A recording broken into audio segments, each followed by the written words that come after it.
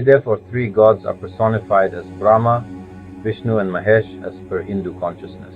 Brahma is the universal knowledge that one can attain at the highest transcend point known to the greatest saints in the past. The great sages, rishis, attained the knowledge of the highest point of consciousness and passed on the message or knowledge through Veds. Initially by Shruti, the Sanskrit word Shruti means that which is heard. The Veds were preserved orally, and the name Shruti is relevant because people used to remember the Veds by listening to them. Astronomically, Rigved could be older than 200,000 BCE, Ramayana could be older than 728,000 BCE, a time before Dwapar Yuga. Mahabharata could be as old as 5565 BCE. The compiled knowledge of the Vedas, originally transmitted orally, was subsequently inscribed on palm leaves using sharp implements such as styluses. The revered sage Vedvyas, recognized as the author of the Mahabharata, is believed to have chronicled the events of the epic war he witnessed. This suggests that writing existed as early as 5600 BCE, allowing for the possibility of recorded history, albeit in forms that may no longer be accessible today. The University of Hamburg's Palm Leaf Manuscript Profiling Initiative, PLMPI, conducted by the Center for the Study of Manuscript Cultures, CSMC, suggests that the oldest Rigveda dates to approximately 1500 to 1200 BCE. However, the precise age of these ancient texts remains uncertain and may potentially predate this estimate, underscoring the complexities of dating historical manuscript sources. The term dharm, derived from Sanskrit, encompasses the concept of righteousness or the right way of living, distinguishing it from the more commonly understood notion of religion. Sanskrit, particularly in its Neo-Sanskrit form as seen in the epic Mahabharata, serves as a linguistic foundation for these ideas, while the ancient Sanskrit predates even the Ramayana. However, contemporary understanding may fall short in fully understanding the nuances of this ancient language. Therefore, difficulty in decoding the depth of Dharma as it was originally conceived. Religion is a school of thought or righteous path followed through fixed thesis. A sect or group of people believing in a particular thesis are followers of a religion. They are so-called religious persons. Dharma is a concept from an ancient Indian land known as Bharat. It encompasses multiple meanings but represents a singular idea of a way or path of life. Providing a concise definition of Dharma is challenging.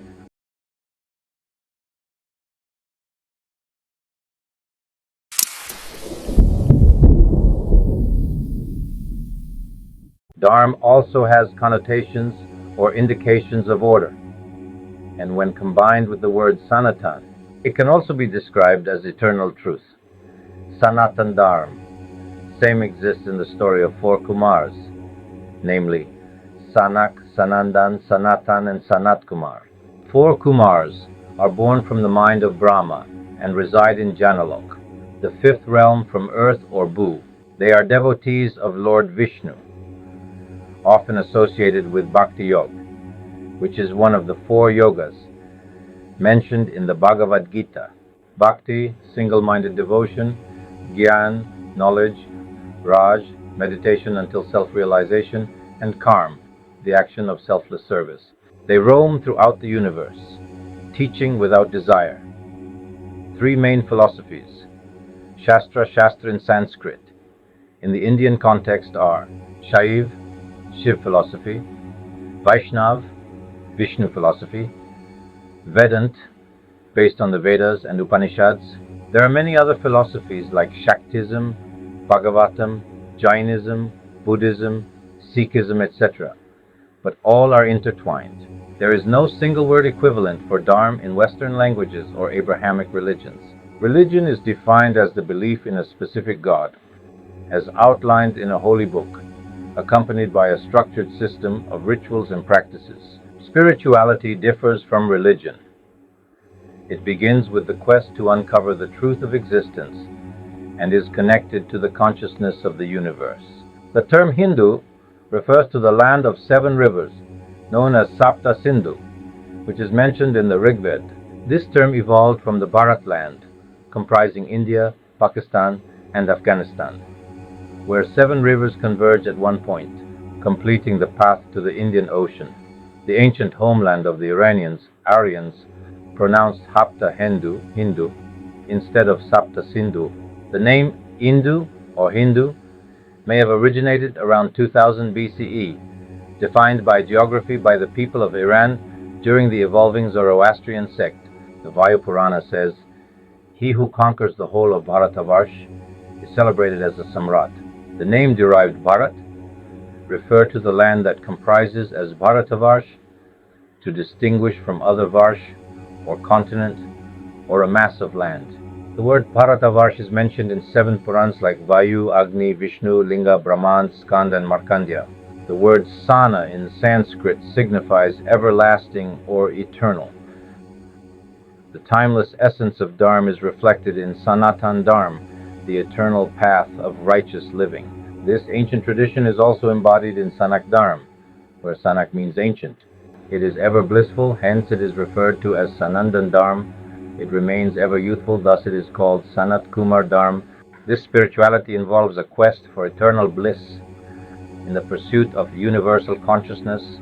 That is why the so-called religion, Hinduism, is a way of eternal consciousness for life, and not merely a religion related to human behavior in society. The so-called Hindu religion is not a religion, but Dharma only.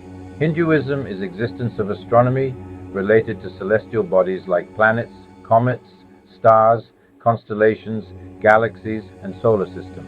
The connection to cosmology highlights the relationship between Hindu philosophy and the understanding of the universe. Example, Vishnu lying as Adi Anant Shesh. Cosmology is origin, evolution, and fate of the universe, or can be said as Vishnu resting on Adi, Anant Shesh. Adi means beginning or primordial, while Ananta means infinite or endless, and Shesh means remainder or residue. So Hinduism cannot be defined because it's way of life. People living on the Bharat land are recognized as Hindus, may be following any religion or philosophy. That is why we find various cultures, traditions, beliefs, rituals, languages, and habits on same plane of Bharatavarsha. Hindu Dharma is path to transcend a state of awareness in which individual's consciousness becomes one with the universal consciousness. Thank you. My attempt to make one understand the concept Hindu Dharma, which distinguish from the common perception about religions, just like in Abrahamic system. We delve into the ancient texts of the Vedas, Puranas, and Upanishads from the sacred land of the Hindus. Let's begin with one of the Tridev gods, Brahma. Brahma or universe. The concept of Brahma encompasses the entirety of the universe and represents the higher state of supreme consciousness. Brahma, the creator, is the origin of all that exists in the universe. Knowledge, creator of ego, in Sanskrit, aham. The concept of knowledge is intricately linked to the formation of the ego, or aham. The aham, often seen as the core of our identity, is influenced by the knowledge we acquire throughout our lives.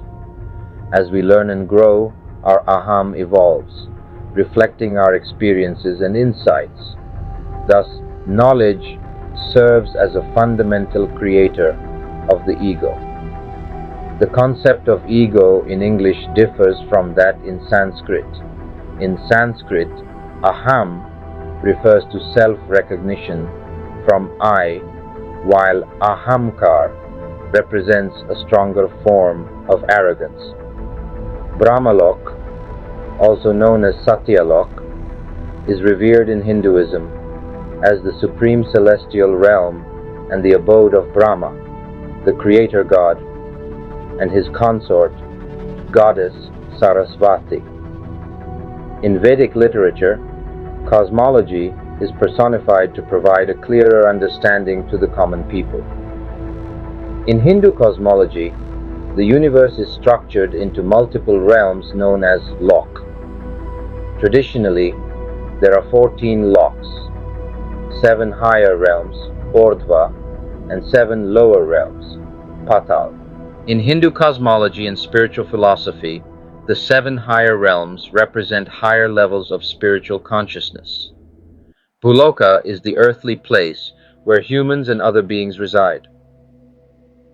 Bhuvarloka is the celestial realm associated with the solar system, recognized up to stratum Saturn.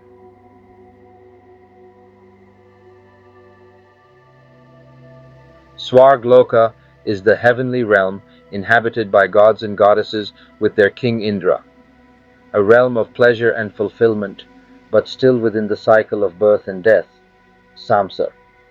Swargloka is a realm between solar system and the pole star. All 27 constellations are considered in Vedic astrology as a part of Swargloka. Ursa Minor, also called Laghu Saptarishi, or the Lesser Bear constellation, is partly considered a part of Swargloka. Maharloka is inhabited by the Prajapatis and other gods. Maharloka is the realm that remains in the material universe, but a place for spiritual contemplation for liberation. Ursa Major, known as Saptarishi, or the Great Bear asterism, is associated with Maharloka. Manu and Shatarupa, symbolizing the dual aspects of a singular identity, are found between Maharloka and Janaloka. Janaloka is inhabited by the first mind-born sons of Brahma, such as the Sanat Kumar, Sanak, Sanatan, and Sananda, representing a higher state of spiritual consciousness. Ursa Major lies within the Milky Way, the galaxy that is above the realm of stars. Tapaloka is the realm of ascetics and yogis engaged in deep meditation and austerities. Tapaloka is inhabited by immortal beings. It can be related to multiple galaxies or superclusters.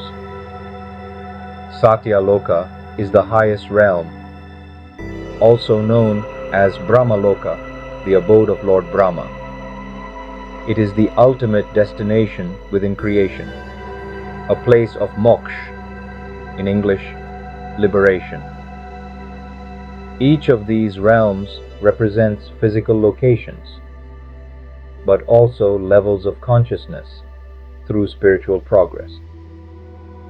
These lokas represent different stratums of existence, each associated with varying degrees of spiritual purity and consciousness. The concept emphasizes the Hindu belief in a structured universe where souls ascend or descend based on their karma and spiritual evolution. Let us explore further to understand about creation within our galaxy, the Milky Way. Predominantly, Lord Brahma is said to have 17 sons, often associated with the brightest stars in the sky, representing divine entities. The 4 Kumars are Sanak, Sanandan, Sanatan, and Sanat Kumar. They are the first mind-born creations of Brahma and are considered sages. The Kumars are said to have taken a vow of celibacy and to have traveled the universe teaching others. They are the 4 eldest sons of Brahma because they are at the realm above the Prajapatis. Comes the 5th creation, Swayambhu Manu and Shatarupa. They are seen as the dual forms of Brahma's creation, representing a singular essence split into 2. In other words, from a single unified essence emerged 2 distinct manifestations known as Manu and Shatarupa, symbolizing the dual aspects of a singular identity. The term Manvanta is the lifespan of Manu. It can also be said as age of Manu. Manu is the creator of existence, and Antar, in English interval, in short lifespan of Manu. There are 14 Manvantars, in one cosmic cycle, one kalpa, each lasting 71 yuga cycles, that is about 306,720,000 human years. We are living in the seventh Manu known as Vaivasvata Manu. The first Manu was Swayambhu, meaning self-born Manu, the mind-born son of Brahma and husband to Shatarupa.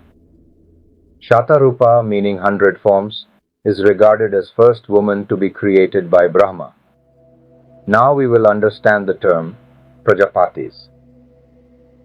The Prajapatis, the brightest stars in the sky, are the mind-born children of Brahma. There are 10 Prajapatis, out of which there are 7 sages known as Saptarishi. Prajapati word means Lord of creatures in the galaxies. The youngest daughter of Manu and Shatarupa is Prasuti, who is married to Prajapati Daksh. They had 60 daughters in first age of Swayambhu Manu. Later Daksh was reborn in Chakshush Manu as Prajapati Prachetas.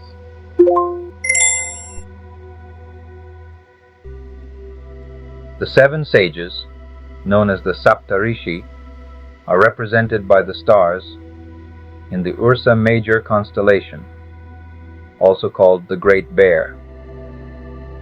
It is well explained that the 2 front stars, Pula and Kratu, of the Ursa major asterism point toward the pole star, known in Vedic terms as Dhruv Tara. Dhruv Tara is farthest from the earth, which is a part of Ursa Minor or Lesser Bear or Laghu Saptarishi. The 7 names of sages in first Manvantar, known as Swayambhu Manu, are Atri, a legendary bard and scholar. He composed numerous hymns to Agni, in English fire, and King Indra. Moon is the creation of sage Atri. Vashist, one of the 7 great sages in the present Manvantara. Angiras, along with Atharvan, he is credited with formulating the Atharv Ved. Jupiter is the creation of Angiras. He is the mediator between human beings and God. Pula was born from Brahma's head and gained profound knowledge from Sanandan, one of the 4 Kumars. Sanandan, being a great sage, imparted spiritual wisdom and understanding to Pula, enabling him to gain significant knowledge of the universe and its workings. Pulastya, a medium through which some of the Puranas were communicated to humans. Pulastya was born from the ear of Brahma. He is father of sage Agastya. Kratu appears in 2 different ages. Kratu was born from the left eye of Brahma, which indicates a star from Ursa Major pointing towards the pole star or Dhruv Tara. Marichi, a ray of light, and one of the 7 great sages.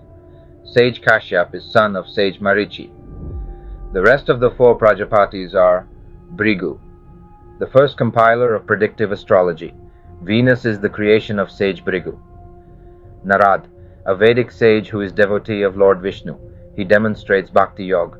Jambavan emerged from the mouth of Brahma when the creator deity yawned. Jambavan was present at the Sagar Manthan and is supposed to have circled Vaman avatar 21 times in a single leap when he was acquiring the 3 worlds from Daitya king Mahabali. Such knowledge is not yet explored by us. Jambavan is present for the birth of both Sri Ram and Sri Krishan. His daughter Jambavati was married to Krishan. Jambavan is brother of sage Narad. Yam is the god of death and justice. His abode is Narakloka, known as hell in Abrahamic religions. Now, we have explored the higher realms in Vedic literature and the physical order of the universe, which is not explained in today's known cosmology. Let us explore some significant time cycles in the Vedic literature of Hinduism. Yuga and Manvantar are essential to understand from a universal perspective, as they outline the cyclical nature of cosmic time and human evolution. Additionally, concepts like Parad and Kulp are crucial when studying Lord Vishnu and the notion of multiverses. These terms help us grasp the vastness of cosmic time and the endless cycles of creation and dissolution. We will delve deeper into the concept of Kalp later to understand its significance in Vedic cosmology.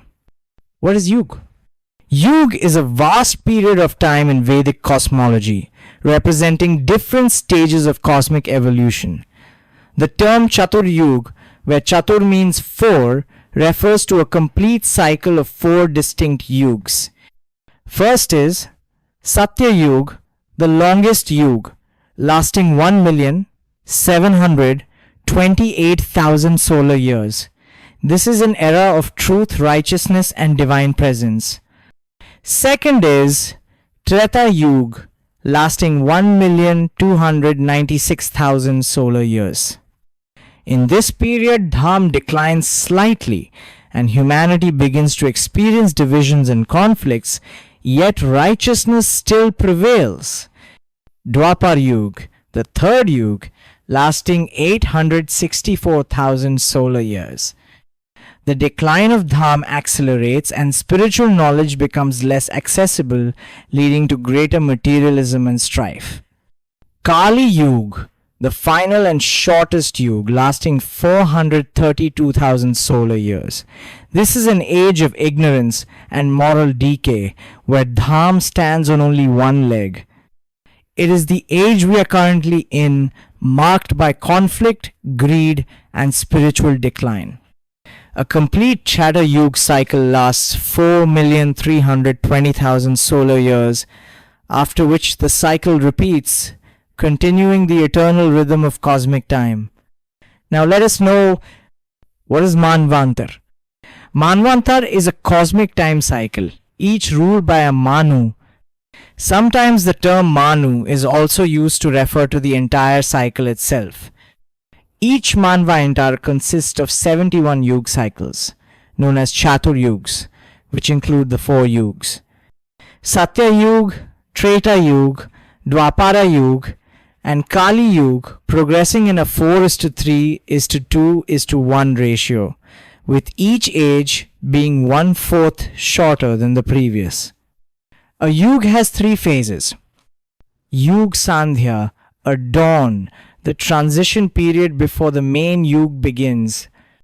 Main Yuga period, the primary duration of the Yuga. Yuga Sandhyamsha, a dusk, the transition period before the next Yuga begins.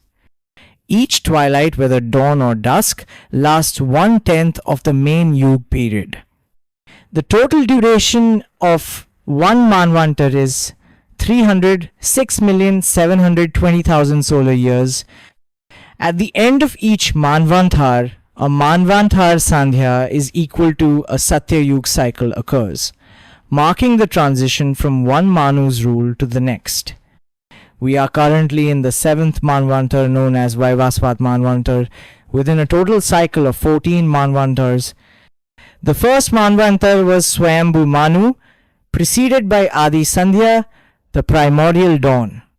At the end of each Manvantar, during the Manvantar dusk, the earth is submerged in water, marking the transition to the next Manvantar and the beginning of a new cosmic cycle. This event signifies a Pralay, a cosmic dissolution, which extends up to the fourth realm, Maharlok. Manu and Shatarupa reside above Maharlok in the higher realms where the Prajapatis dwell, but they do not reach Janalok. The fifth realm, Janalok, where the four Kumars reside, remains unaffected by Pralay. The Kumars continue to guide the new Manu during this transitional phase. The earth remains submerged for a period equal to Satya Yuga, after which a new Manu takes reign, marking the beginning of a fresh cycle of creation and dissolution.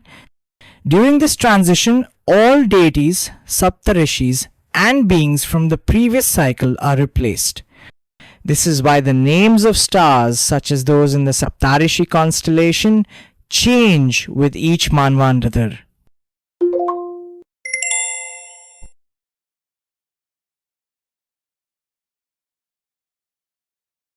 Thus, Daksh was reincarnated as Prachetas during the Chakshushmanu period.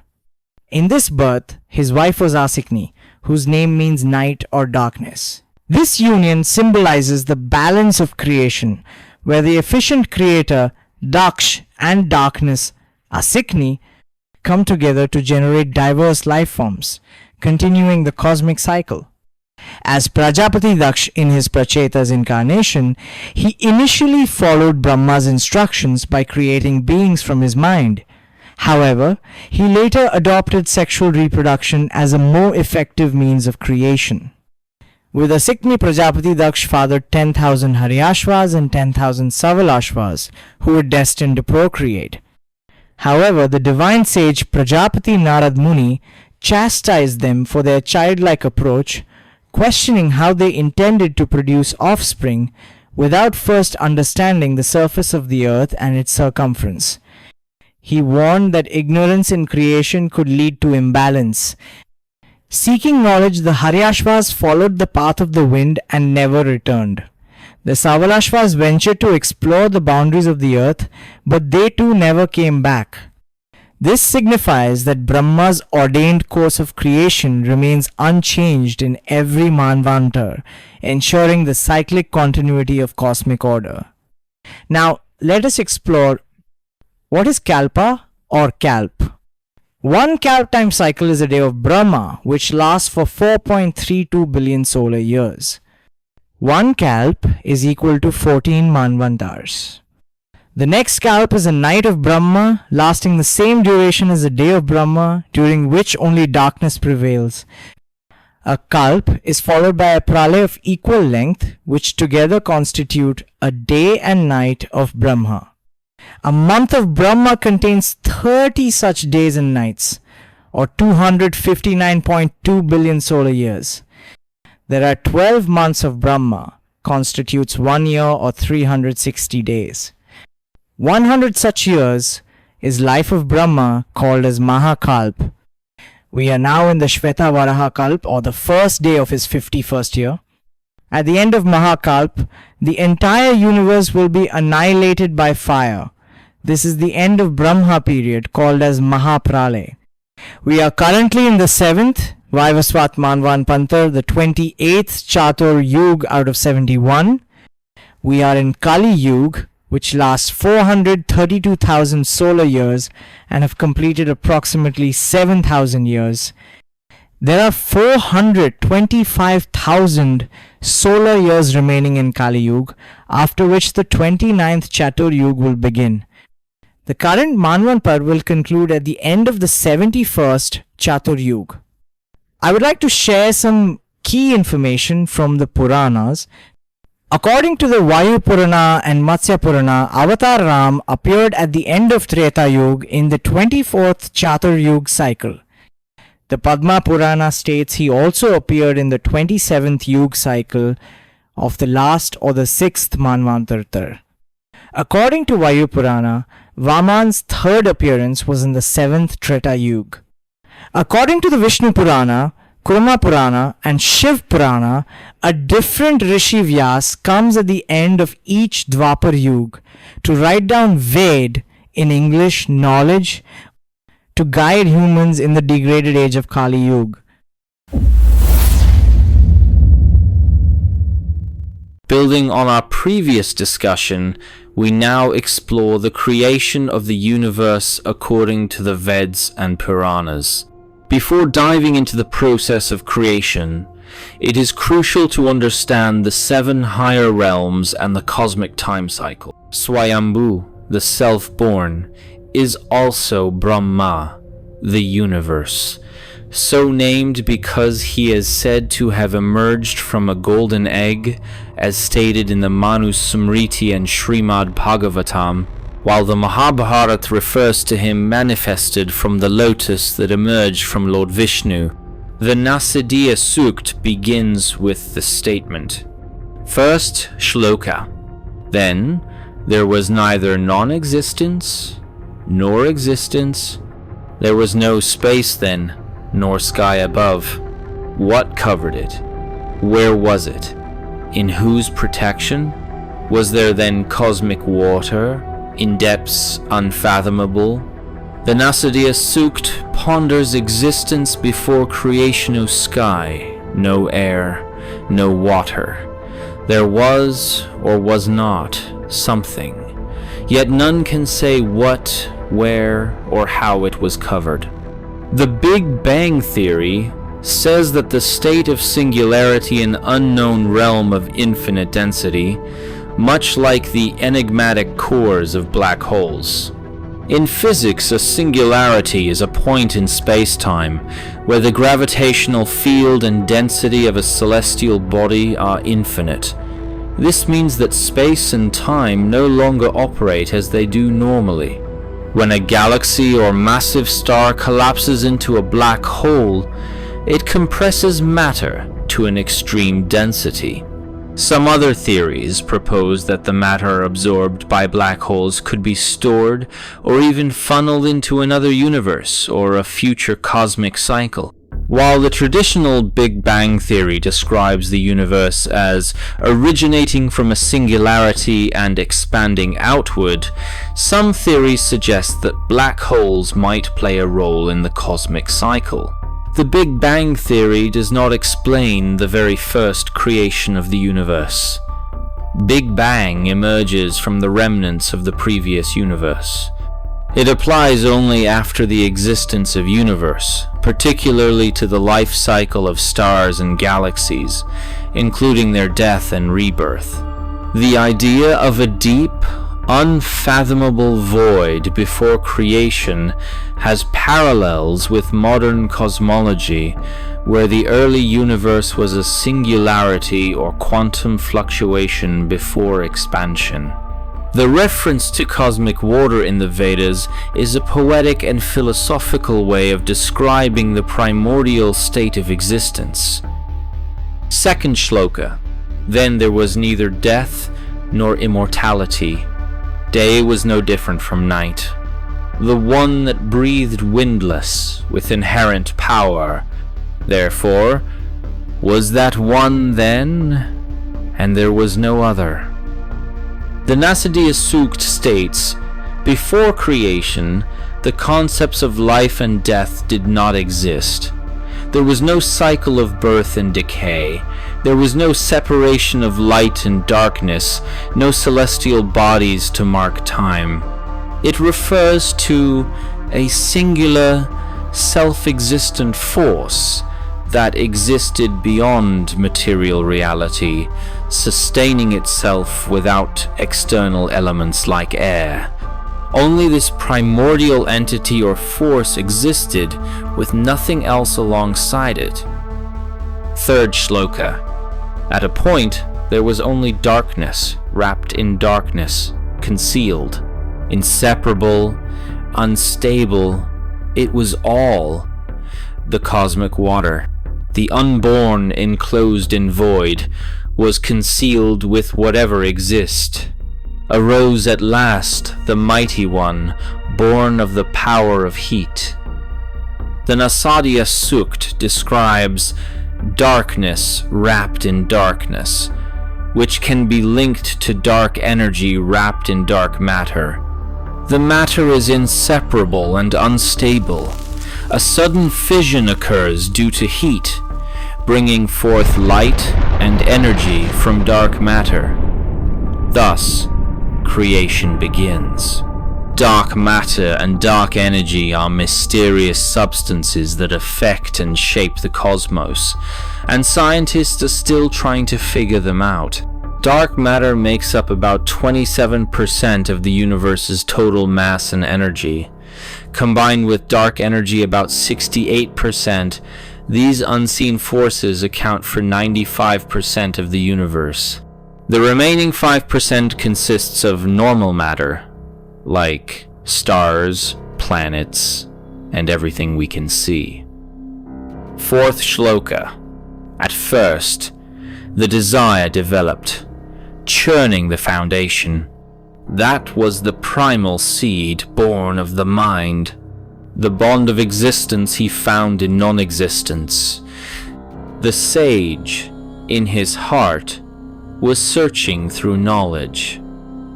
This verse speaks of the emergence of desire or calm, which arose from the mind, marking the beginning of creation. The sage, embodying wisdom, searches for understanding, finding the essence of existence not in tangible reality, but in the void. It suggests that knowledge and wisdom transcend mere physical existence, pointing to a deeper, spiritual truth. 5th shloka.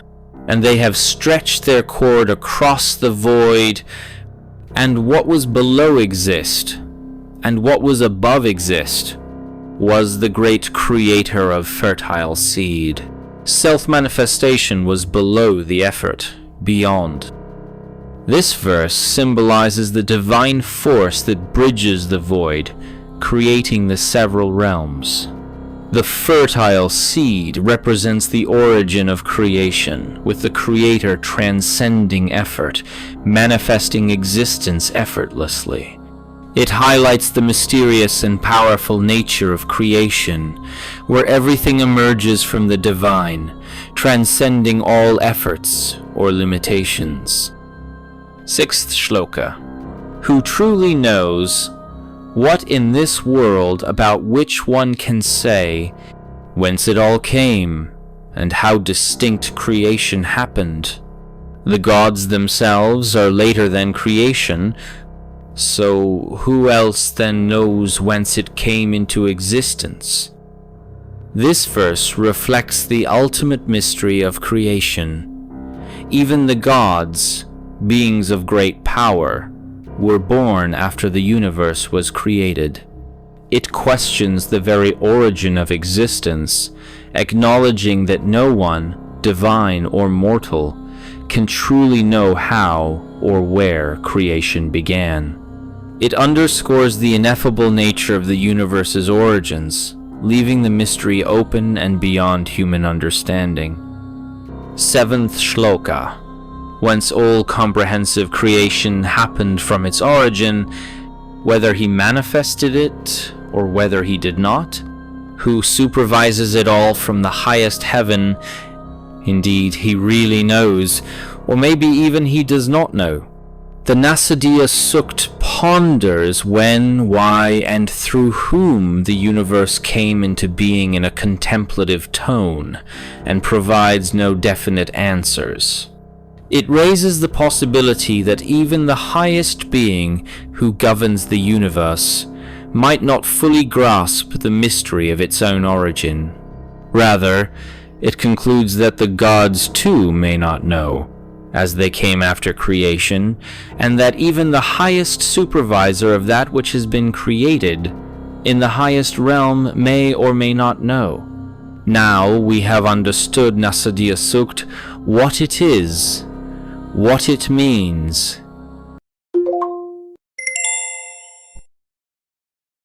Next is Hiranya, garb or golden womb from Rig, Ved. The Hiranyagarbh Sukt declares that universal consciousness manifested himself from the beginning as the creator of the universe, encompassing everything, including his own totality. This manifestation represents the supreme knowledge of the entire creation. Hiranyagarbh is a key concept in Vedic philosophy, often referred to as the golden womb or golden egg. It represents the primordial source or cosmic seed from which the universe is said to have originated. In the Rigved, Hiranyagarbh is depicted as the initial, formless entity that existed before creation and is considered the first manifestation of the divine. It is a source of life and creation, embodying the idea that the universe emerged from a singular, unified point. According to Vedic texts, Hiranyagarbh exists before the physical universe takes shape, It is the divine consciousness from which the world is born, often associated with the concept of Brahman, the ultimate reality.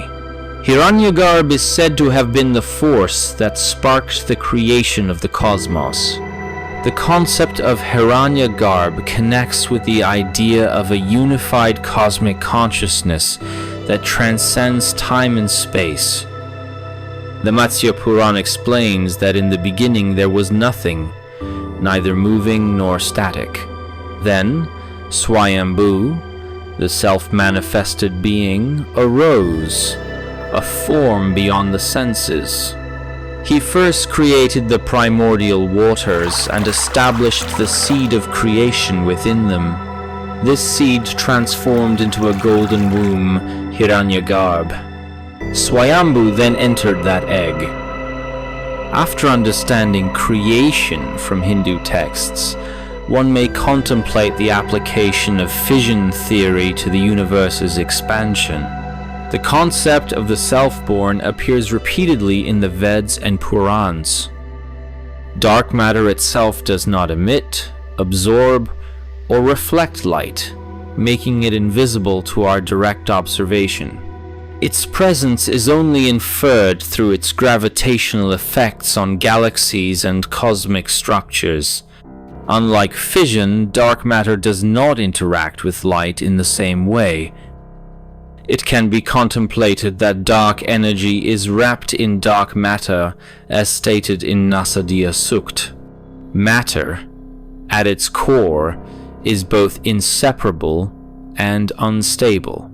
When extreme conditions, such as intense heat, arise from dark energy, a process like fission can occur within dark matter. In fission, a heavy atom splits into smaller ones, releasing significant amounts of energy in the form of light and heat. The idea that heat can cause fission and lead to the splitting of atoms is well established in nuclear physics. In the case of fission, the atom breaks apart into smaller, more stable fragments, releasing energy in the process. This is the principle behind nuclear reactors and atomic bombs. After fission, if the temperature and pressure are high enough, like in the core of stars, fusion can occur.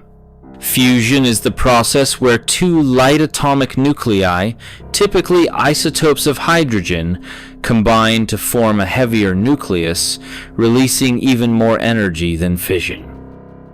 This aligns with the idea of a self-manifested being, creating the golden seed, which then entered the cosmic egg. Just as fission occurs before fusion, the universe unfolds in stages, first through a sudden burst of energy like fission, then through an expansive and sustained process of fusion. Heat is the driving force, igniting fission, which in turn leads to fusion, allowing expansion and creation to continue. This mirrors the cosmic cycle, where the primordial seed gives rise to existence, much like the universe emerging from an initial singularity into vast cosmic structures.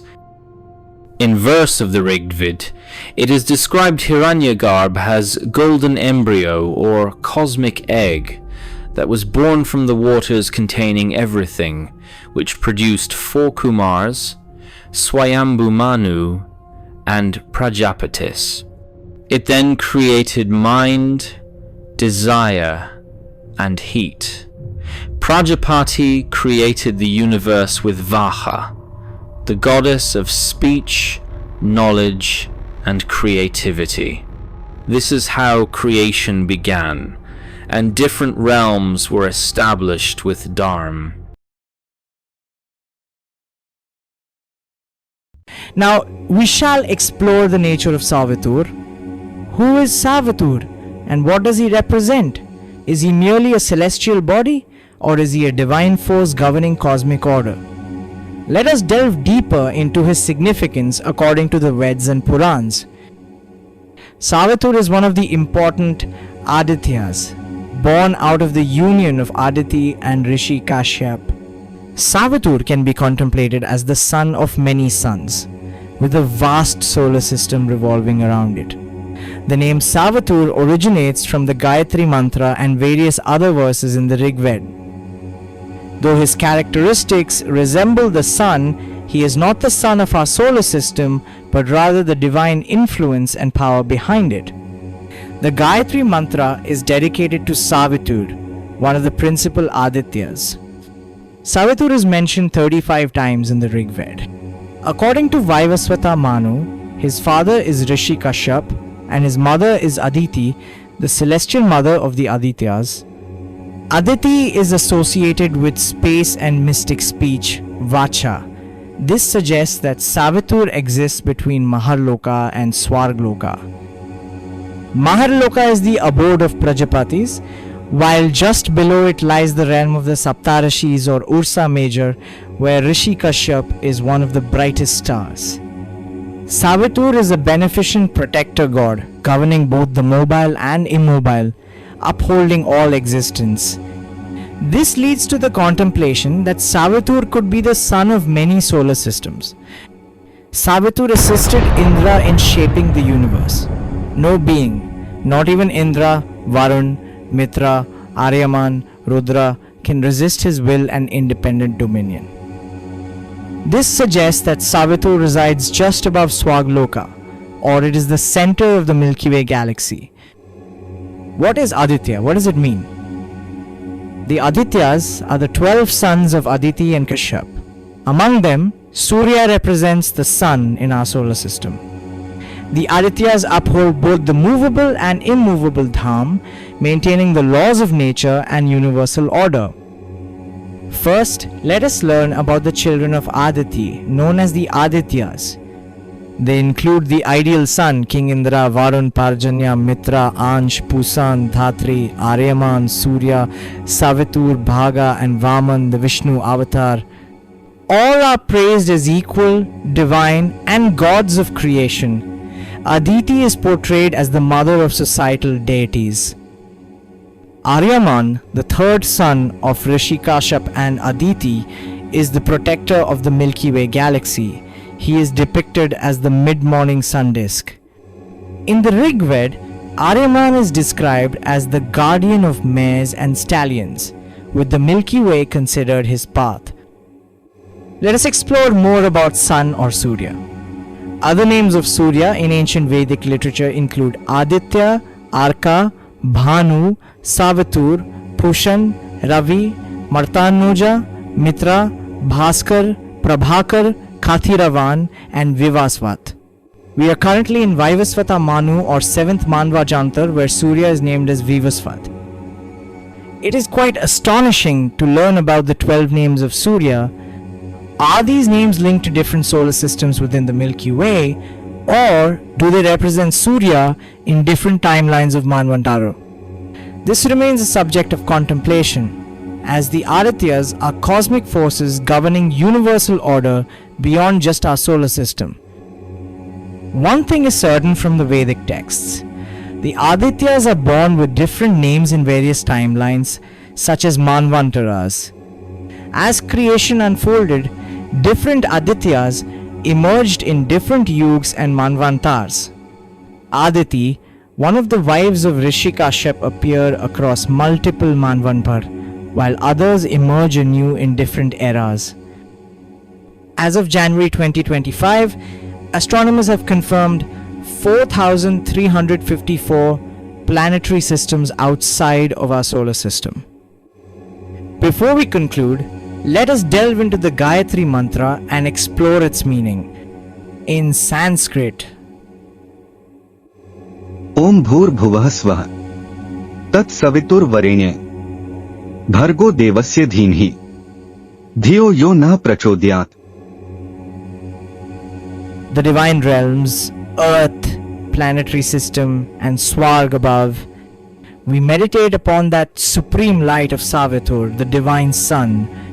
May that radiant intelligence illuminate our minds and guide us toward wisdom. This mantra invokes Savitur, the cosmic source of light and consciousness, seeking enlightenment and higher wisdom. Now we will understand few terms before we begin with Sagar Manthan. What is Dev? Is it a god or something more powerful than humans? Dev is a masculine term and Devi is a feminine term. Dev is god and Devi is goddess, as a common understanding. In Vedic texts, every masculine term has a corresponding feminine counterpart, reflecting the balance of dual forces in creation and existence. In Vedic texts, devs are celestial beings associated with cosmic order and natural forces. They are not God in the ultimate sense, but are powerful entities beyond humans, often seen as embodiments of universal principles. According to Vedic literature, benevolent, supernatural powers are called devs. They are also referred to as Sur and are contrasted with their equally powerful but malevolent half-brothers, the Asur. However, even Asurs are devs in essence. Examples include Shani Dev, Rahu Dev, and Ketu Dev, who despite being classified as Asurya, are still revered as devs. Lesser gods, such as those governing fire, water, and wind, are also called devs. Basically, any force, element, or entity more powerful than humans is considered as dev. The word Ishwar does not appear in Rig Ved, but later appearing frequently in Vedic literature like Yajurved. It is related with the Supreme Being. Asurs are believed to be born at night and derive their strength from darkness. In Vedic texts, they are often depicted as powerful beings who thrive in the absence of light, both metaphorically and literally. Their association with night symbolizes their connection to hidden forces, mystery, and the unseen realms. This contrasts with the devs, who are linked to daylight, order, and divine radiance.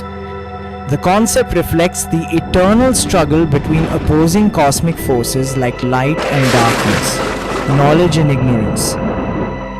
The most intriguing part now is understanding Dev, Datya, Asur, Danav, Apsara, and other terms. Rishi Kashyap had many consorts, among which were 13 daughters of Prajapati Daksha, each giving rise to distinct lineages. Understanding their descendants and what they represent is essential before delving into Sagar Manthan. We will focus only on the most important wives and children, avoiding unnecessary complexities. Aditi, the mother of celestial deities, gave birth to the Adityas, 12 divine beings. Her children also include King Indra, Vaman Avatar, the Rudra, and the Vasu. One thing is certain from the Vedic texts. The Adityas are born with different names in various timelines, such as Manvantars. As creation unfolded, different species emerged in different yugs and Manvantars. The wives of Rishi Kashyap appear across multiple Manvantars, some consistently, while others emerge anew in different eras. Most creatures, including mammals and birds, are found from the second Manvantar onward. The children of her sister Diti are called Daityas, whose lineage includes Marut, Hiranyakashipu, Hiranyaksh, Holika, Prahlad, Virochan, and Bali. Maruts represent the air element and are known as the companions of King Indra, though they were intended to be born to stand against him. Muni, one of Kashyap's wives, is the mother of the Apsara and Gandharv. Apsaras are feminine spirits in Swargloka, often depicted as celestial fairies. They can change their form at will and are known for seducing rishis to prevent them from attaining divine powers. Gandharvs are musicians in King Indra's court, mostly handsome males, passionate about women. Apsaras and Gandharvs are often paired as husband and wife in Indra Loka. In Hinduism, a Gandharv marriage is one based on mutual consent, without formal rituals. Ursa is a Hindu goddess and wife of Kashyap, described as the mother of the Urga, primordial reptilians resembling dinosaurs. Dinosaurs are considered reptiles from that era. Danu, wife of Kashyap, is mentioned in the Rig Veda as the mother of the Danavs. The word Danu also refers to the primeval waters, which this deity may have embodied. Krodavasha, one of Kashyap's wives, is the mother of a class of Asur known as the Krodavashas. Due to her short-tempered nature, her offspring are ferocious animals, birds, fish, and all species with sharp teeth, in other words, carnivorous beings. Kamdanu, also known as Surbi, is a divine goddess and the mother of all cows. Though she is Kashyap's wife, she is often described as being in the possession of rishis, Jamdagni, and Vashishta. Aila, wife of Kashyap, is the mother of all vegetation like plants, creepers, and trees.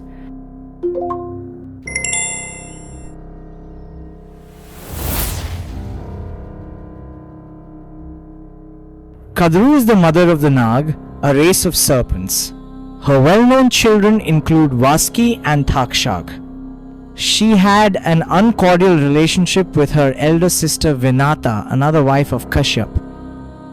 Vinata bore two sons, Arun, the elder, and Garud, the mighty celestial bird.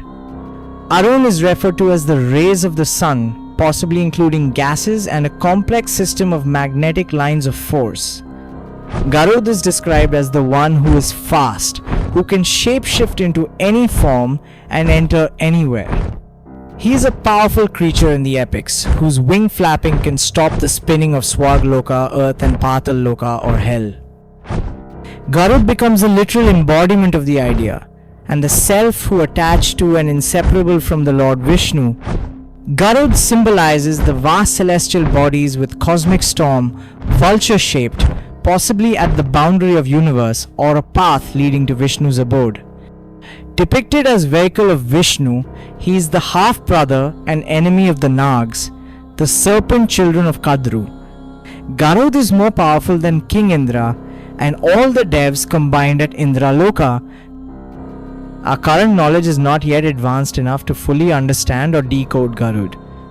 As Garud described in Vedic texts, an immensely powerful entity, or a celestial force capable of surpassing realms lower than galaxies with ease, possibly through destruction of gravity grids.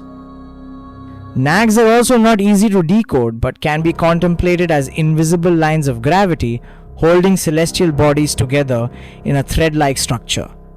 On a large scale, gravity shapes the universe into a vast network of filaments connecting galaxies and clusters resembling a thread-like structure. Garud, a singular force, is constantly at work destroying Nags, which exist in thousands.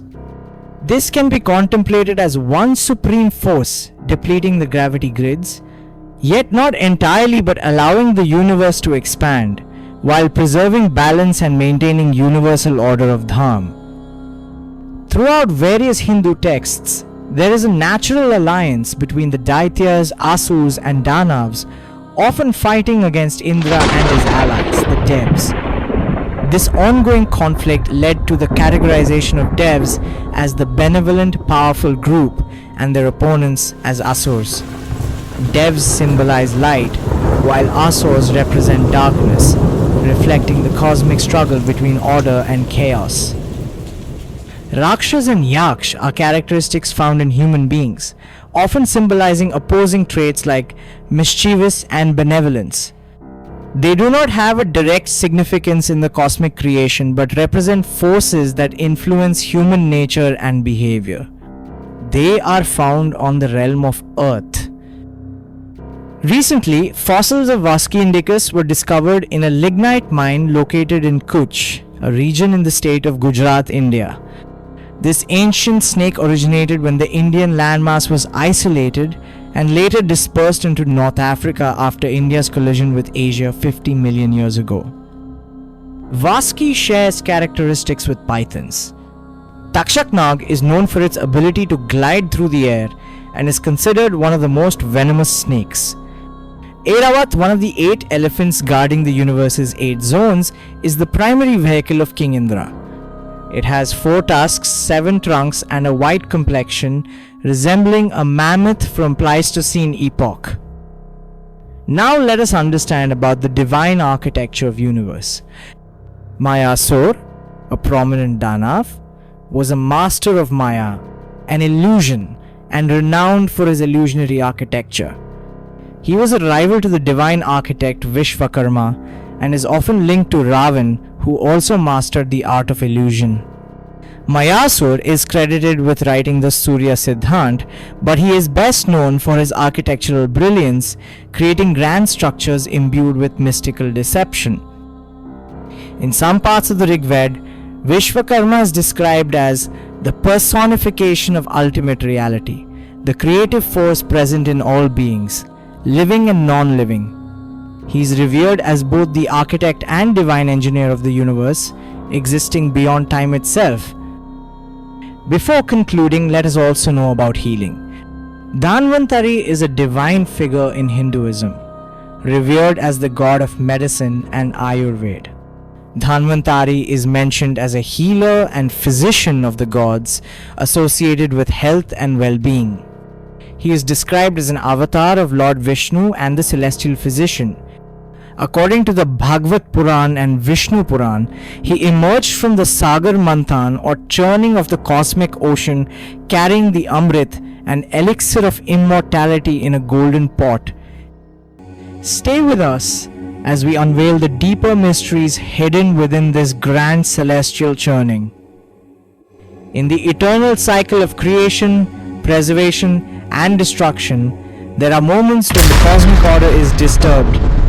To restore balance, celestial beings embark on divine acts that shape the universe itself.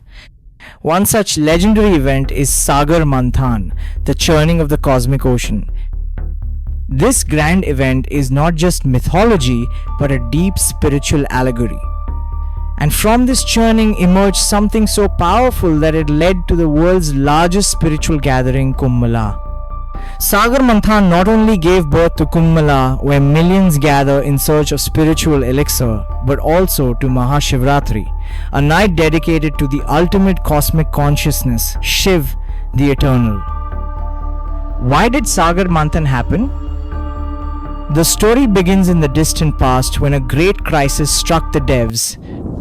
Devs, the benevolent celestial beings, and Asurs, the malevolent celestial beings, were constantly at war, and the Devs were losing their strength due to a curse by the sage Durvasa.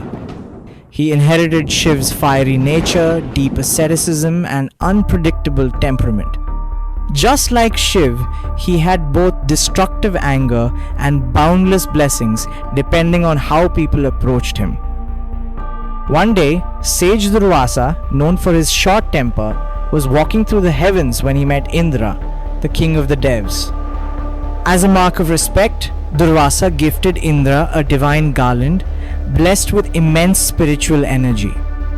Indra, in his arrogance, carelessly placed the garland on Airavat, his celestial elephant. The elephant, irritated by the scent, threw it to the ground and trampled it. Seeing this act of disrespect, Durvasa became furious and cursed Indra and all the Devs. Because of your arrogance, you shall lose all your strength, wealth, and power. As the curse took effect, the Devs became weak, and the Asurs, led by King Bali, took advantage of this and defeated them, gaining control over the Swagloka. Helpless Indra and the Devs sought help from Lord Vishnu, who advised them to churn the cosmic ocean or Sagar Manthan to obtain Amrit, the elixir of immortality, hidden deep within the Kshir Sagar. At the fifth realm, or below, Maharloka, is Kshir Sagar, the cosmic ocean. A temporary alliance. The Devs could not churn the ocean alone, so Vishnu advised them to form an alliance with the Asurs, promising to share the elixir. Thus, the greatest celestial event began, the Sagar Manthan, where cosmic forces joined hands in search of eternal life. The grand churning begins. To churn the ocean, they used mountain mandar as a churning rod, and Vasuki, the king of serpents, as the churning rope. But as soon as they began, the mountain started sinking into the ocean. While carrying the massive mountain, several devs and asurs fell to their deaths. To support the mountain, Vishnu took the form of Kurma Avatar, a giant tortoise, and held it on his back, allowing the churning to continue. The devs held Vasuki's tail and the asurs held his head, pulling back and forth to churn the ocean. As they churned, mystical treasures and powerful entities emerged from the ocean. Many celestial gifts and beings surfaced from the churning, each with deep symbolic meaning. Lakshmi emerged. The goddess of prosperity and wealth became the eternal consort of Lord Vishnu. Kamdenu, the divine cow, the giver of all wishes and prosperity. Uchhaishravas, the celestial horse, the seven-headed white horse taken by Asur Bali. Airavat, the divine elephant, the majestic mount of Lord Indra. Kaustubh Mani, the most precious gem which Lord Vishnu wore on his chest. Parijatri, the divine tree that grants immortality and is found in Indraloka. Apsaras and Gandharvas came into being, residing at Indraloka. Varuni, the goddess of liquor and ecstasy, taken by the Asurs. Dhanvantari, the god of Ayurveda, the celestial physician who appeared with the pot of Amrit, the elixir of immortality.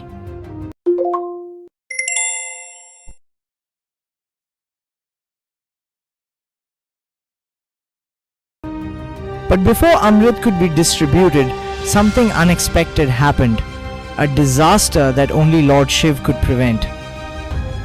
The emergence of Hala, hull poison, and the role of Shiv. As the churning intensified, a deadly poison called Hala, hull, arose from the depths. Its fumes were so toxic that they threatened to destroy all of existence. Seeing no other way to stop the devastation, Lord Shiv stepped forward. None could withstand its deadly force, except one, Lord Shiv. To save the universe, Lord Shiv drank the poison, holding it in his throat to prevent its spread. At the time when Lord Shiv was drinking the poison, Goddess Parvati holding his throat to stop it from reaching his heart. The poison turned his throat blue, giving him the divine title Neelkanth, the blue-throated one. It is believed that this event occurred on Maha-Shivratri, making it a night of deep spiritual significance. Maha-Shivratri is celebrated on the 14th night of the dark fortnight in the month of Falgun, February to March, is a night of awakening, transformation, and spiritual ascension.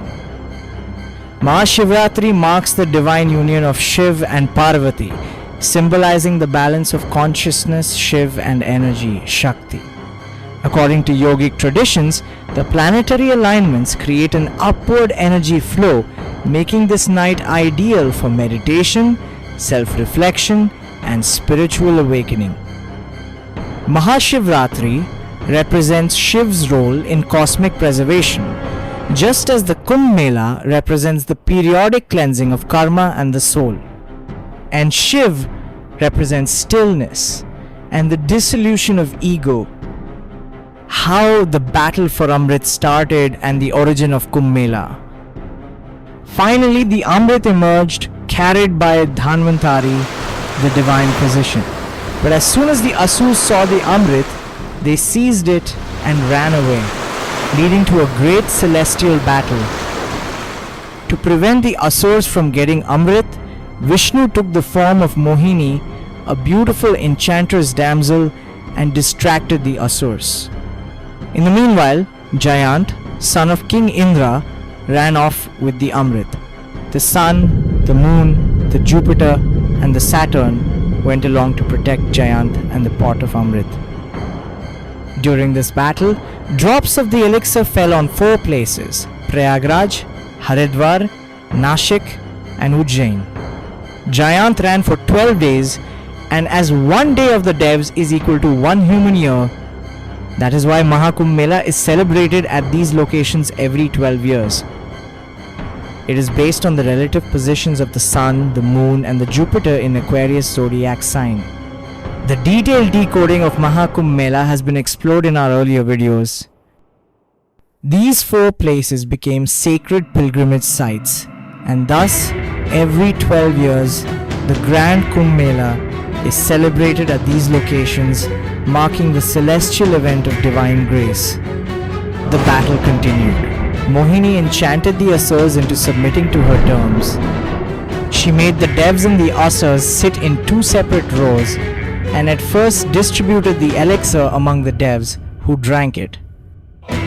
An Asur named Svarbanu disguised himself as a Dev and drank some elixir. The luminous deities of the sun and the moon noticed the disguise.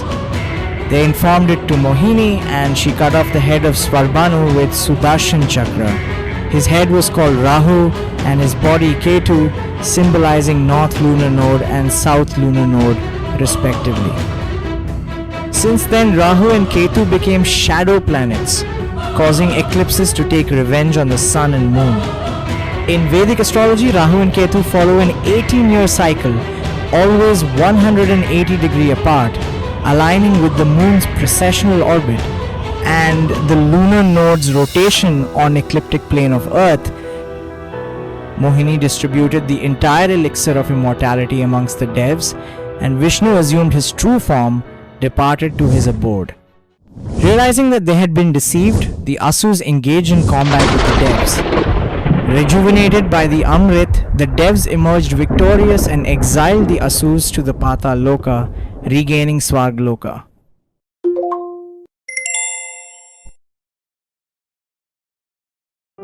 Shukracharya's quest for immortality happened before Sagar Manthan and was one of the key reasons why the Devs needed the Amrit in the first place to maintain the balance. This was meant to counteract Shukracharya's Mistrita Sanjivani, ensuring that both sides had a chance at power. Mita Sanjivani is a powerful mantra and knowledge that grants the ability to revive the dead. This sacred knowledge was obtained by Shukracharya, the guru of the Asurs, through intense penance to Lord Shiv. It emphasizes the cycle of balance. When one side gains too much power, the universe finds a way to restore equilibrium. Even though they lost the Amrit, the Asurs kept returning in different forms across ages. Hiranyakashipu, father of Pralad, an earlier but powerful Asur who was defeated by Narsimha avatar of Vishnu. Emperor Bali, grandson of Pralad, a powerful and righteous Asur king who later challenged the Devs. Vishnu took the Vaman avatar to subdue him. Tarkasur, an Asur king, gained a boon that only son of Shiv could defeat him. After Kartikeya was born, he destroyed Tarkasur. Yes, this is a recurring pattern in Hindu cosmology. Asurs gain immense power through Shiv's boons, but Vishnu ultimately restores balance by defeating them. This cycle ensures the equilibrium of power in the universe. Sagar Manthan is more than mythology. It symbolizes the eternal struggle between chaos and universal order, self-sacrifice and divine grace. Maha-Shivratri and Kumbh Mela remind us that through devotion, wisdom and perseverance, we too can churn the ocean of life and find our inner elixir, the ultimate truth. We have all heard that Kalki Avatar will arrive in the Kali Yuga of the 28th Manvantar. But is this really true? What do the Veds and Purans say about Kalki Avatar? Is it a real prophecy or just fear-mongering? Who is Kalki? And when will he come to earth? I will try to decode the truth about Kalki Avatar based on Hindu Vedic scriptures. But before that, we need to understand Pralay, the concept of cosmic dissolution. What is Pralay and Mahapralay? How many types of Pralay exist? What happens when the universe dissolves? Let us explore these mysteries together and uncover what the scriptures really say. Everything that begins must end, but in Vedic thought, this end is not final, it is transformation. Today we explore the concept of Pralay, the great dissolution of the cosmos as described in ancient Vedic and Puranic texts. What is Pralay? Pralay is the dissolution of the universe, when everything merges back into its source. In Hindu cosmology, the universe is not linear but cyclical, constantly moving through creation, sustenance, and dissolution. The rigged hints at this cosmic cycle, while later Purans give detailed descriptions of different types of Pralay. Let us know about the 4 types of Pralay. Nitya Pralay, the daily dissolution. Every night when we fall into deep sleep, we temporarily lose our connection with the external world. This small-scale dissolution is called Nitya Pralay, the daily dissolution of our waking reality. Being created, all matter is subject to constant decay and destruction and is often described to be a personal experience leading to a temporary earthly death. The mental state of the being is the result of one's own karma. In a nutshell, an ideal deep state of mind is the state of Nitya Pralay.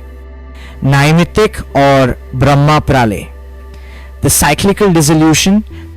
After every kalpa, 4.32 billion years, Lord Brahma, the creator, goes to sleep and the universe dissolves temporarily. This is a pralay, where the material world is submerged in water but not permanently destroyed. According to the Shiv Puran 2.1 verse 6, during Pralay, all mobile and immobile objects of the world are dissolved and everything gets enveloped in darkness. Without the sun, planets, stars, moon, etc. During each Brahma Pralay, everything up to Maharloka is destroyed, including 7 lower realms. The 3 highest realms, namely Satyaloka, Tapaloka and Janloka, remain intact during Pralay. In these exalted realms, the 4 Kumars, Sanak, Sanandan, Sanatan and Sanat Kumar preserve divine wisdom and possess the potential to restore Dharam in the next cycle of creation. A Pralay is an equal length of daytime of Brahma. In short, it is night time of Brahma.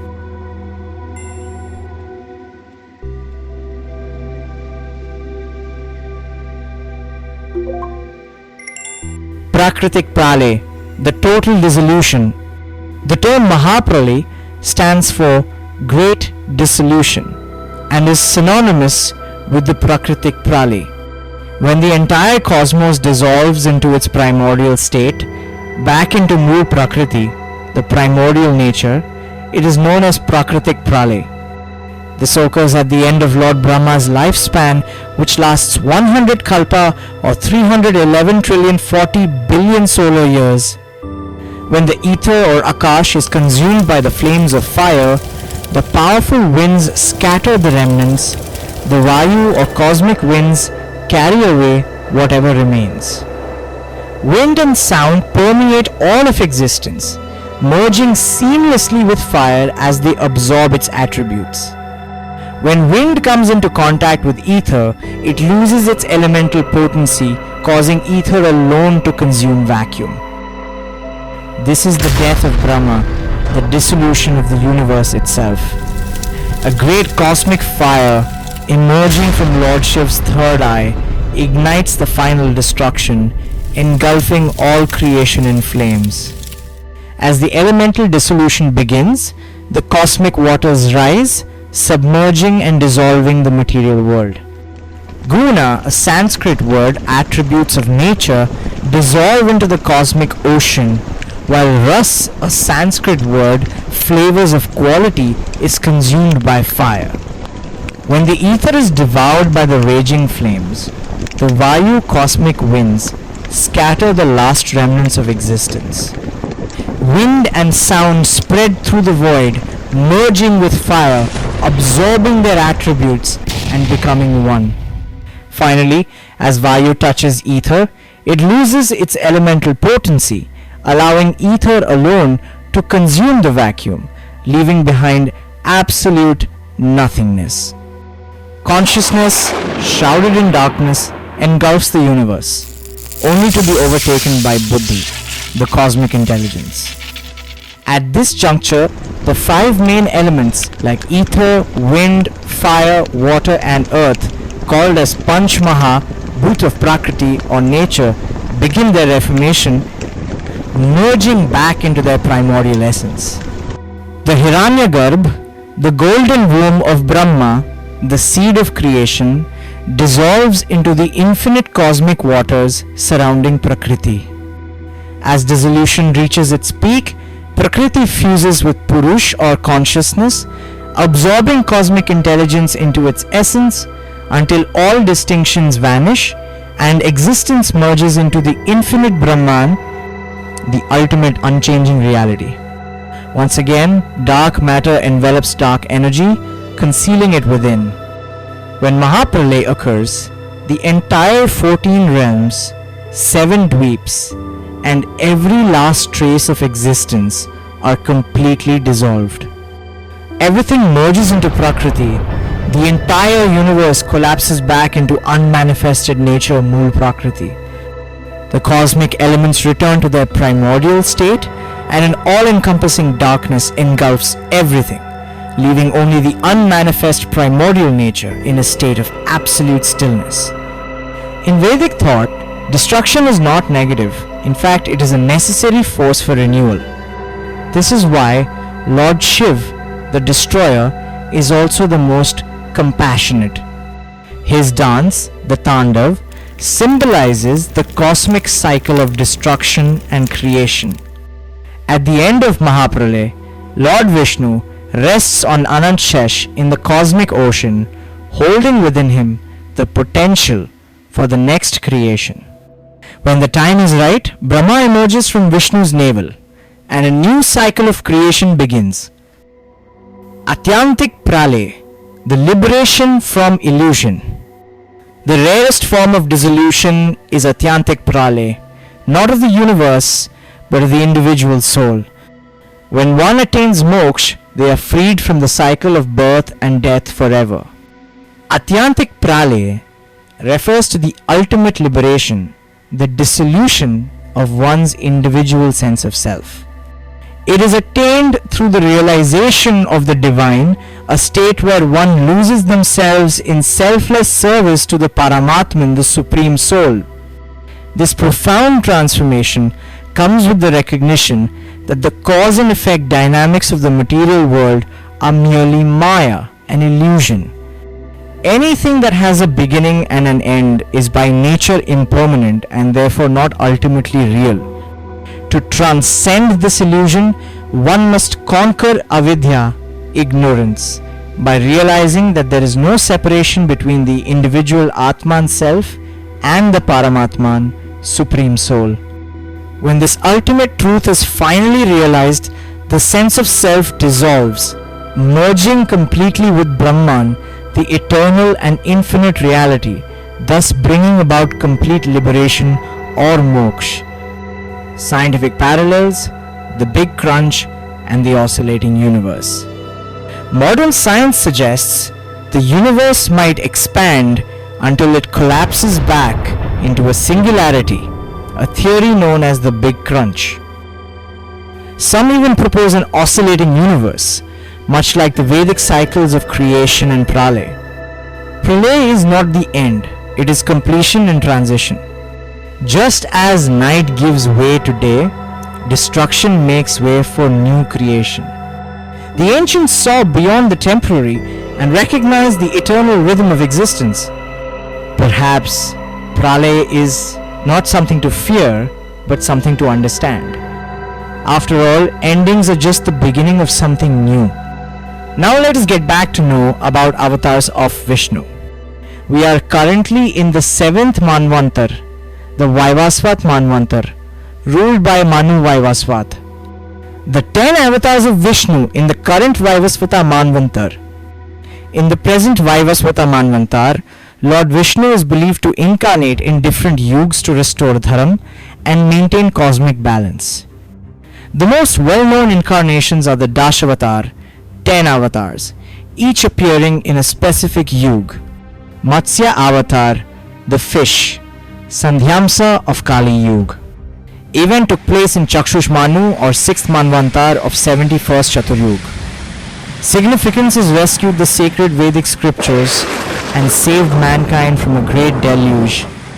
The Asur Hayagrav stole the Veds and hid them in the ocean.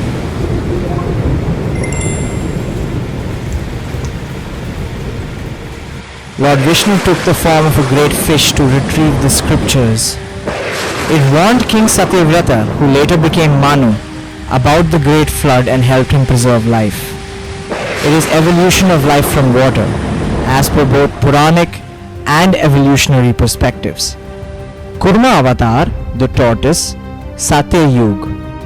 Event took place in 7th Manvantar or current Vaivasvat Manu of 1st Chatur Yuga. Significance is it supported mountain Mandar on his back during the churning of the ocean, Sagar Manthan. The mountain started sinking, so Lord Vishnu took the form of a giant tortoise and supported it on his back.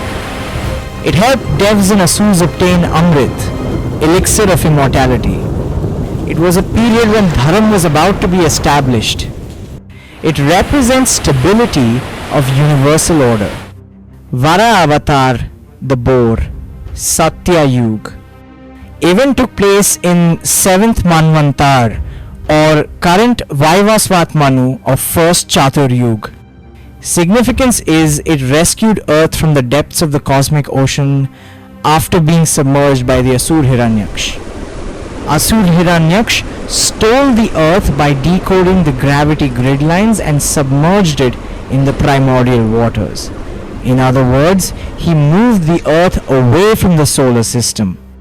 Vara restored the cosmic balance by lifting Earth on his tusks and preserved it in right order, establishing Dharam. Narsimha Avatar, the man lion, Satya Yuga. Event took place in 7th Manvantar or current Vaivasvat Manu of 4th Chatur Yuga. Hiranyakashipu, who had a boon that he could not be killed by man or beast, inside or outside, during day or night, by any weapon, or on land, water or air. Lord Vishnu manifested as Narsimha, half man, half lion, at twilight, killed him at the threshold of a palace, neither inside nor outside, placed him on his lap, neither on earth nor in space, and tore him apart with his claws, without weapons. It protected his devotee Prahalad and proved that Vishnu is omnipresent. Vaman Avatar, the dwarf, Treta Yuga. Event took place in 7th Manvantar or current Vaivasvat Manu of 24th Chatur Yuga. Mahabali, a powerful and benevolent Asur king, had taken control of all three worlds. Significance is Vaman subdued the powerful demon king Mahabali by asking for 3 steps of land. In his 3rd step, he covered the entire universe, humbling Mahabali and sending him to the underworld. Eventually, Mahabali stayed with Lord Vishnu at his abode, Vaikunth. Parashuram Avatar, the warrior with an axe, Treta Yuga. Event took place in 7th Manvantar or current Vaivasvat Manu of 26th Chatur Yuga. Lord Vishnu incarnated as Parashuram, a Brahmin with a divine axe, and waged war 21 times, eradicating the corrupt rulers. Significance is he destroyed the corrupt Kshatriya kings who had deviated from Dharam. He wielded an axe given by Lord Shiva and is considered Chiranjeevi, immortal. It represents justice, destruction of tyranny, and balance between spiritual and warrior classes. Ram Avatar, the ideal king, Treta Yuga. Event took place in 7th Manvantar or current Vaivasvat Manu of 28th Chatur Yuga. Significance is embodiment of righteousness and an ideal ruler. Defeated the Rakshas king Ravan.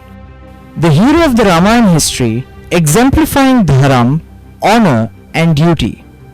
It represents ideal leadership, virtue and devotion to duty. Krishna Avatar, the divine strategist, Dwapara Yuga.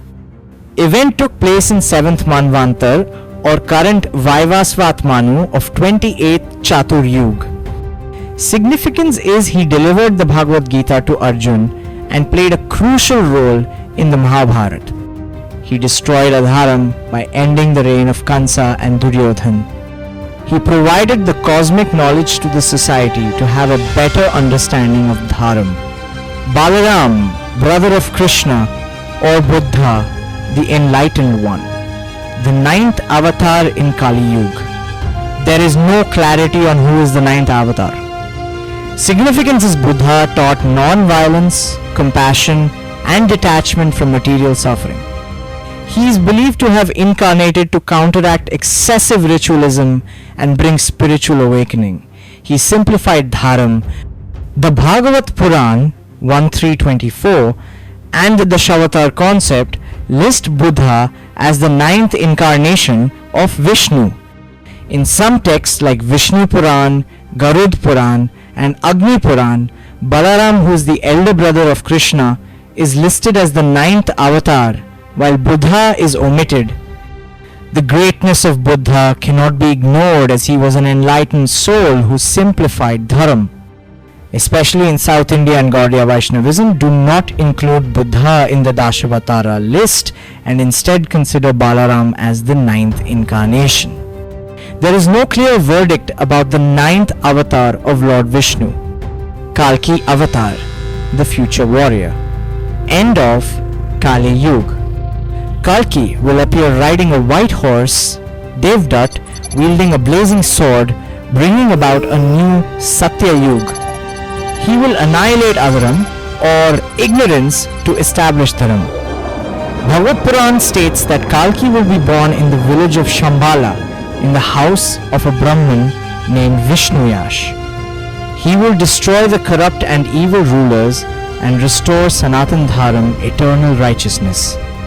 Kalki, the 10th and final avatar of Vishnu, is prophesied to appear at the end of the Kali Yuga, which is the current age of darkness and decline in Dharam. According to Vedic scriptures, he will arrive at the close of the 432,000 year long Kali Yuga, which began approximately in 5000 BCE. This means Kalki's arrival is still in the distant future, though the exact time remains unknown. Many misleading videos claim that Kalki Avatar is arriving soon, but such assertions are baseless and meant only to create unnecessary fear. According to Vedic scriptures, Kali Yuga lasts for more than 400,000 years, and we have only completed the Sandhya dawn period of this age. Therefore, it is simply impossible for Kalki to appear anytime soon. Moreover, there is no absolute clarity on whether Kalki will manifest in the 71st Chatur Yuga of the current Vaivasvat Manvantar or in the 28th Chatur Yuga, which is the one we are currently living in. However, one thing is certain: Kalki will not appear before 400,000 AD, as his role is to usher in the next Satya Yuga, marking the transition from complete decline to a new cycle of establishing Dharam. Unlike previous avatars, Kalki is not a teacher or guide, but a fierce warrior destined to eliminate unrighteousness and prepare the world for the next Manvantar. His arrival will signal the end of Kali Yuga through a great destruction, ensuring that the next Manu, Savarni Manu, takes charge with a new set of Saptarishis, or 7 bright stars of Ursa Major. The 7 sages of the Savarni Manvantar, or the next Manu, will be Diptimat, Galava, Parashuram, the immortal warrior sage; Ashwatthama, the cursed warrior of the Mahabharata; Kripa, Vyas, the eternal compiler of scriptures; and Rishasringa. The presence of Parashuram and Ashwatthama in this list is highly significant. Parashuram, an immortal being, is fated to return and participate in the new order, as we know that he is known as a slayer of the unrighteous rulers. Ashwatthama, who was cursed by Lord Krishna to wander the earth eternally with festering wounds, was once a warrior of immense destructive power. His presence as a guiding force for Kalki suggests that he will transmit knowledge of warfare and divine weapons to enable large-scale destruction before the new cycle begins. The presence of stars in the new Saptarishi constellation, now bearing names such as Vyas, Kripa, and notably Parashuram, renowned for vanquishing corrupt rulers, and Ashwathama, known for his mastery of technological warfare and weaponry.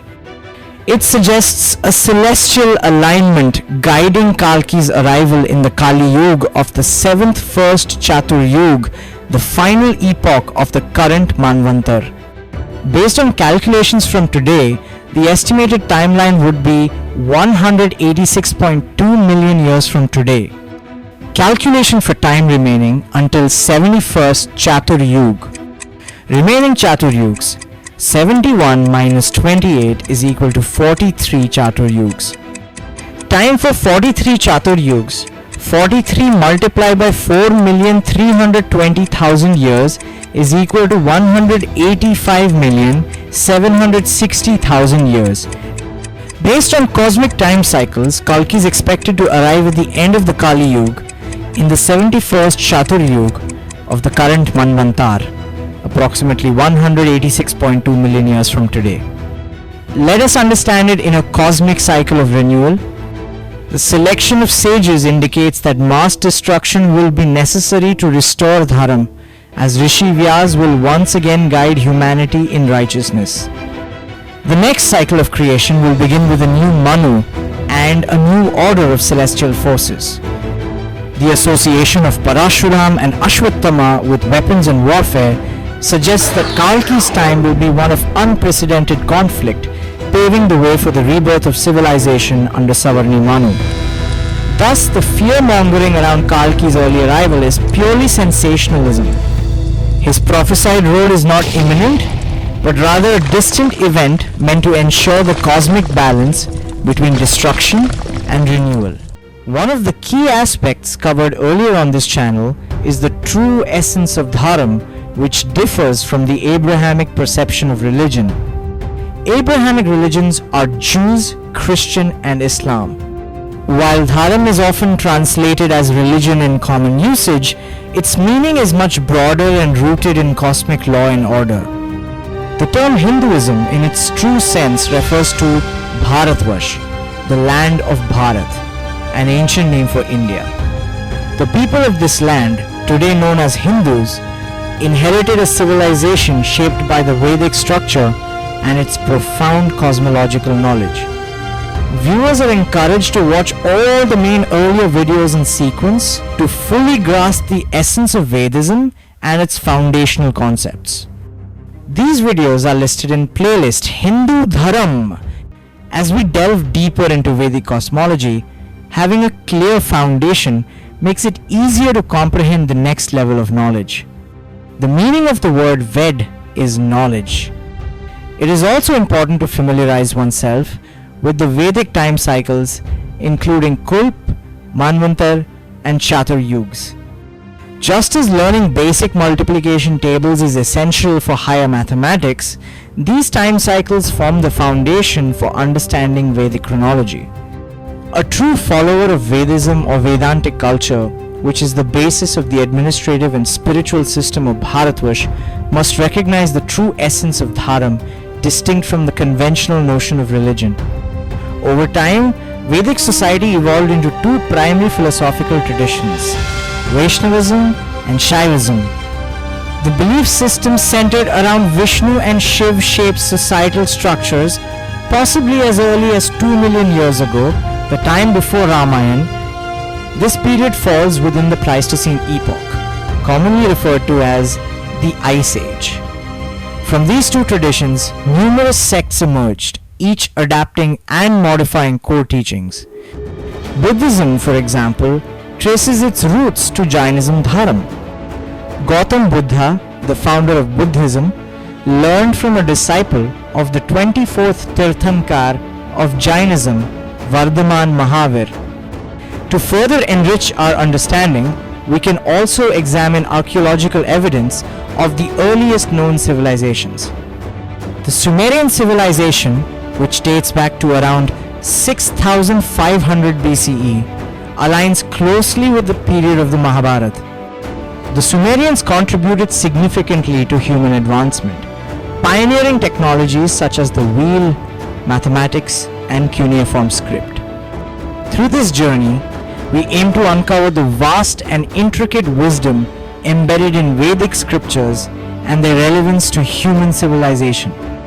Stay tuned as we continue to explore these profound subjects. The Sumerian region, the cradle of civilization, was located in southern Mesopotamia between the Tigris and Euphrates rivers in what is now southern Iraq near the Persian Gulf. Sumer had a polytheistic religion that had multiple gods. A collection of gods is called a pantheon. The names of over 3,000 Mesopotamian deities have been recovered from cuneiform texts.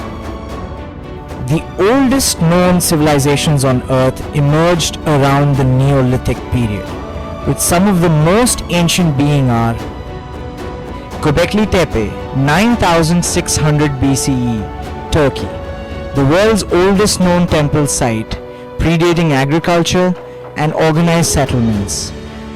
Indus Valley Civilization, 8000 BCE, India, one of the earliest urban cultures known for advanced city planning, drainage systems, and script. Sumerian Civilization, 6500 BCE, Iraq, credited with inventing cuneiform script, the wheel, and the first recorded laws. Ancient Egyptian Civilization, 6000 BCE, Northeast Africa, renowned for monumental architecture, hieroglyphs, and a structured society. Norte Chico Civilization, found at South American continent, and Chinese civilization are other oldest civilizations. Some Vedic sources suggest Bharatvarsh, India, as an ancient center of civilization, with Vedic texts possibly dating back tens of thousands of years, though mainstream archaeology attributes early settlements to the Mehrgarh culture 7000 BCE, preceding the Indus Valley Civilization. Archaeological studies show continuity in Indian civilization going back to at least 8000 BCE, with evidence of cultural levels from the pre-Indus Valley Civilization phase. Some evidence suggests that sites in the Indus Valley and other parts of India were established during or before the last ice age. DNA studies from the Rakhigari excavations in Haryana, the largest site of the Harappan civilization, reveal a distinct origin for the inhabitants of the Harappan civilization. The discovery of rock carvings, petroglyphs, in the Konkan region of Maharashtra, believed to be tens of thousands of years old, hints at a previously unknown civilization. Who were the Aryans? Where did they come from? Let us find out. The idea that Aryans were Iranians is a simplification of a complex historical and linguistic connection. The term Aryan comes from the Sanskrit word Arya and the Old Persian Arya, both meaning noble or honorable. Both Vedic Sanskrit and Avestan, the language of Zoroastrian texts, shared linguistic and cultural similarities. Example, Indra, Vedic, versus Andhra, Avestan. Asurs in Hinduism are malevolent gods, equals Ahurs in Zoroastrianism are benevolent gods. Some scholars propose that Indo-Iranian speaking groups migrated from a common homeland, possibly in the Central Asia, before splitting into Vedic Aryans India and Iranians Persia. The Rigveda and Avesta reflect a historical conflict between the Vedic devs and Iranian divas. Many Indian traditions consider the Aryans indigenous to Bharat, rejecting the migration theory and instead tracing Vedic civilization's continuity in India for thousands of years. The Parsi community traces its roots to Zoroastrians who fled Persia, modern-day Iran, after the Arab conquest of Persia in the 7th century. Today, the majority of Zoroastrians live in India, and they are known as Parsis. In short, Aryans were not exclusively Iranians, but Indo-Iranians, a broader ethno-linguistic group that gave rise to both Vedic and Persian civilizations. While linguistic evidence suggests Indo-European connections, archaeological and genetic data support the indigenous development of Vedic civilization. So the Aryans were a group whose influence and presence extended from North India to Iran. Sanskrit is a classical language belonging to the Indo-Aryan, and it arose in South Asia after its predecessor languages had diffused. Sanskrit is the sacred language of Vedic society, the language of classical Vedic philosophy, and of historical texts of Buddhism and Jainism, though Pali language was prominent at that time. The Rig Ved refers to the Indus River as Sindhu and describes the region as Sapta Sindhu, the land of 7 rivers. Persians in 6th century BCE, the Achaemenid Empire, Persian rulers like Darius called the people of the Indian subcontinent Hindush. Hindu is a later word and not a native identity. The term Hindu originated as a geographical and foreign label by Arabs and Mughals. The word Hindu does not appear in any Vedic or ancient Sanskrit texts like the Vedas, Upanishads, or Mahabharata. Later, during British rule, Hinduism was categorized as a formal religion, even though it was originally a way of life based on Vedic wisdom. That is why Hinduism is not a religion in the conventional sense, but was later categorized as a religion through the Abrahamic lens, similar to Islam and Christianity. Unlike these faiths, which are based on fixed doctrines, centralized authority, and exclusive beliefs, Vedic philosophy based on Dharam is a way of life rooted in cosmic principles, evolving through time without a single founder or rigid structure. That is why it is Sanatan Dharam, an eternal and universal way of life rather than a structured religion. It is deeply rooted in the wisdom of the 4 Kumars who embody knowledge, detachment, and the pursuit of absolute truth. Next topic is Sanatan Dharam, not in the way it is commonly understood. Let us delve into it. What is Sanatan Dharam? Is it a religion or a universal consciousness? Or one of the guiding stars in our universe? We will explore the evolution of Hinduism and understand how it has survived through the ages. Why is Hinduism called the eternal religion, the exact translation of Sanatan Dharam? Yet the meaning is not the same.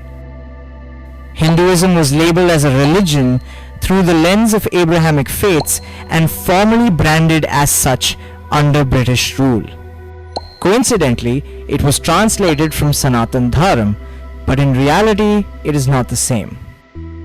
The word Sanatan originates from the 4 Kumars Sanak, Sanandan, Sanatan, and Sanat Kumar, who are the mind-born sons of Brahma, the creator of the universe.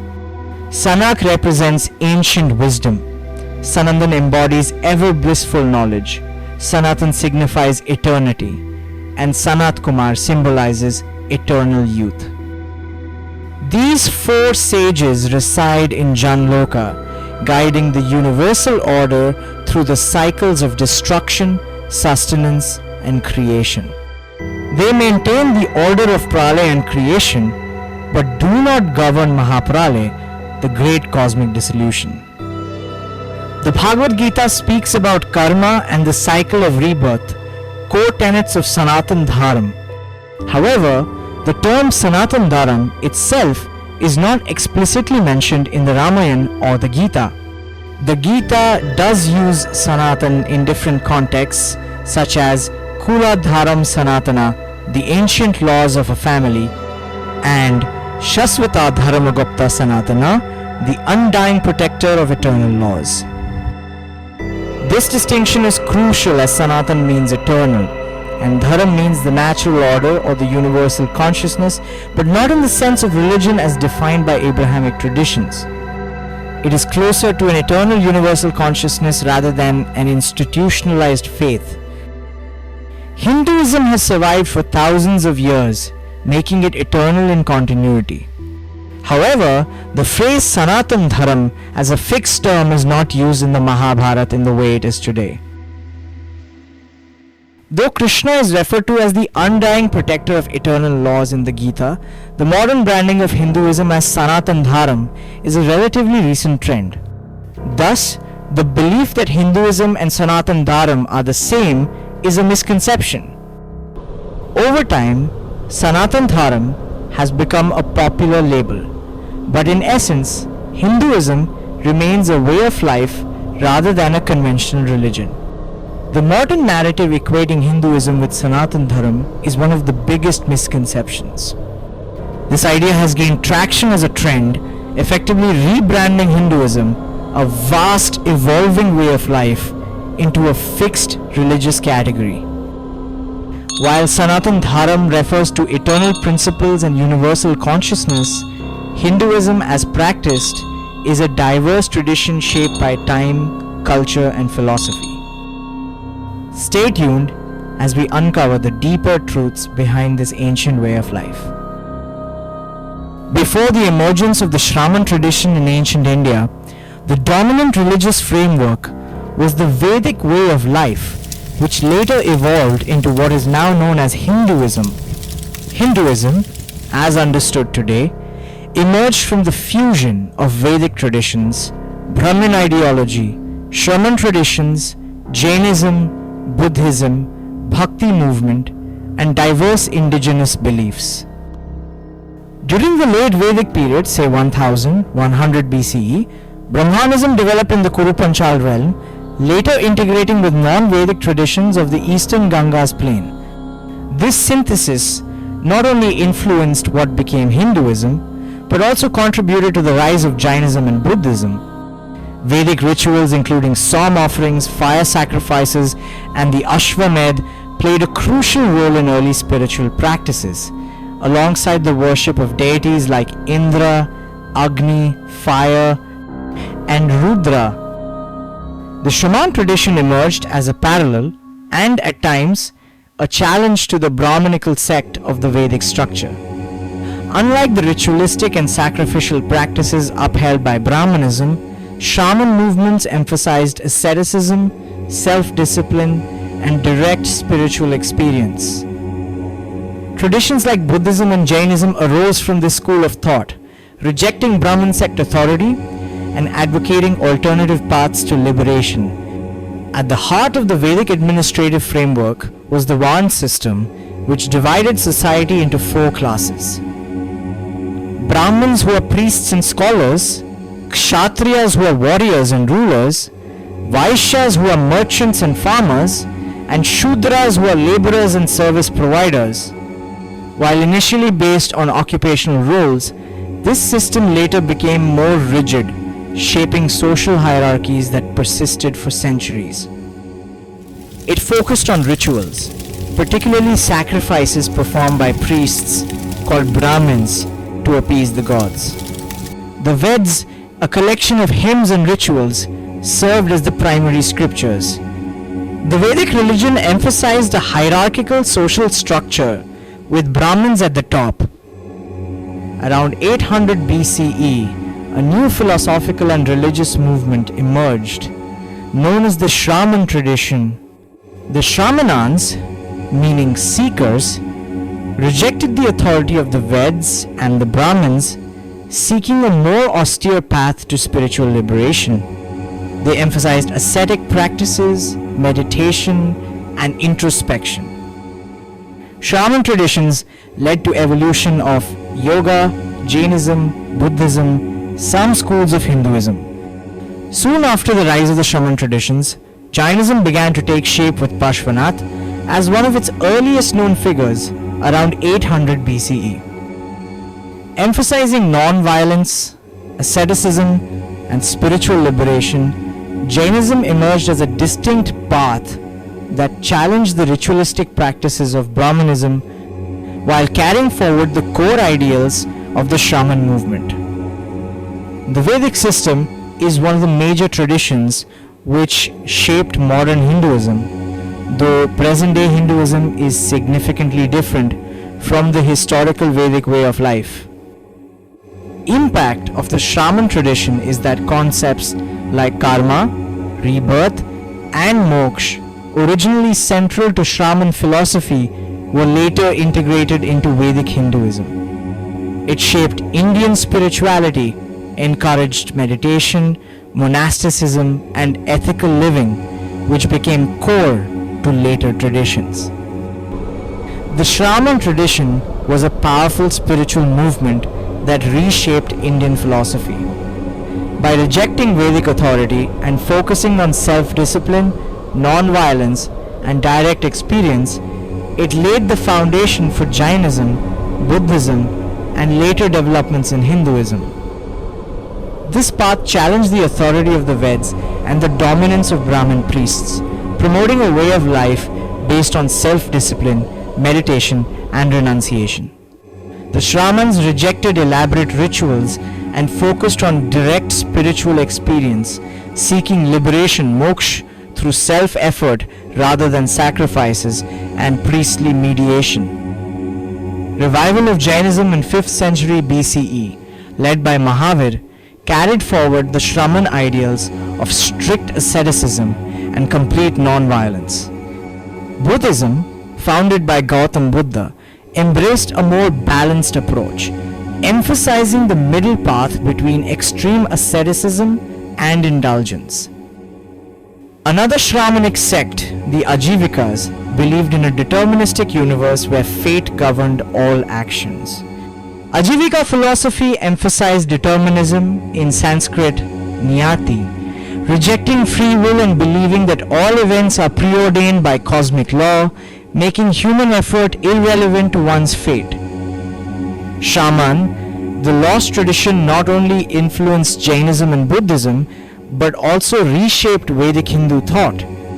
Many Shramanic ideas were later absorbed into Vedic Hindu philosophy, transforming its understanding of karma, rebirth, and spiritual liberation.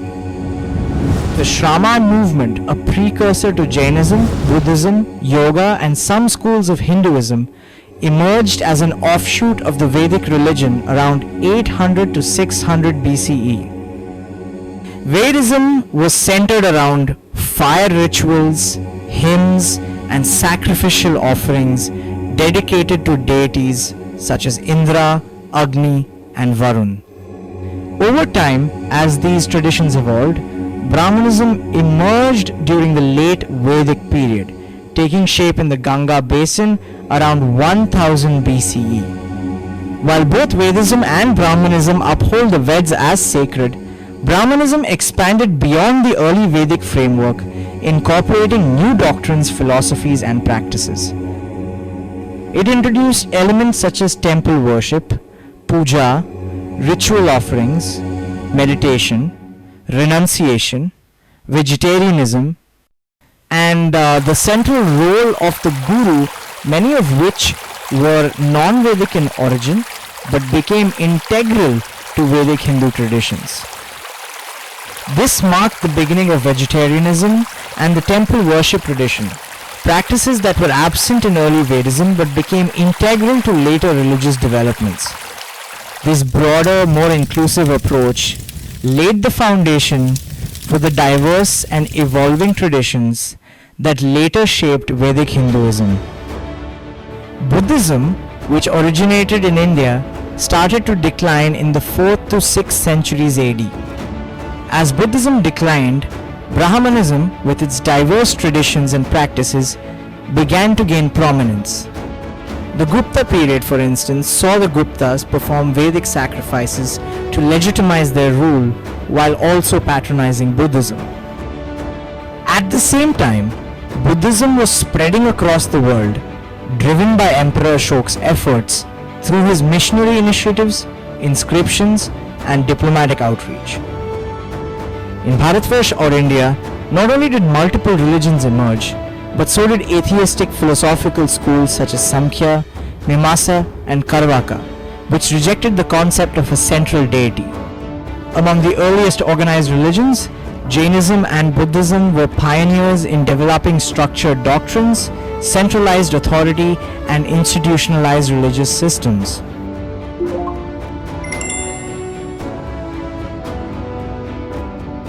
This redefined the concept of Dharam, giving it a broader philosophical and ethical meaning with code of conduct that gradually became integrated into the Hindu Vedic system.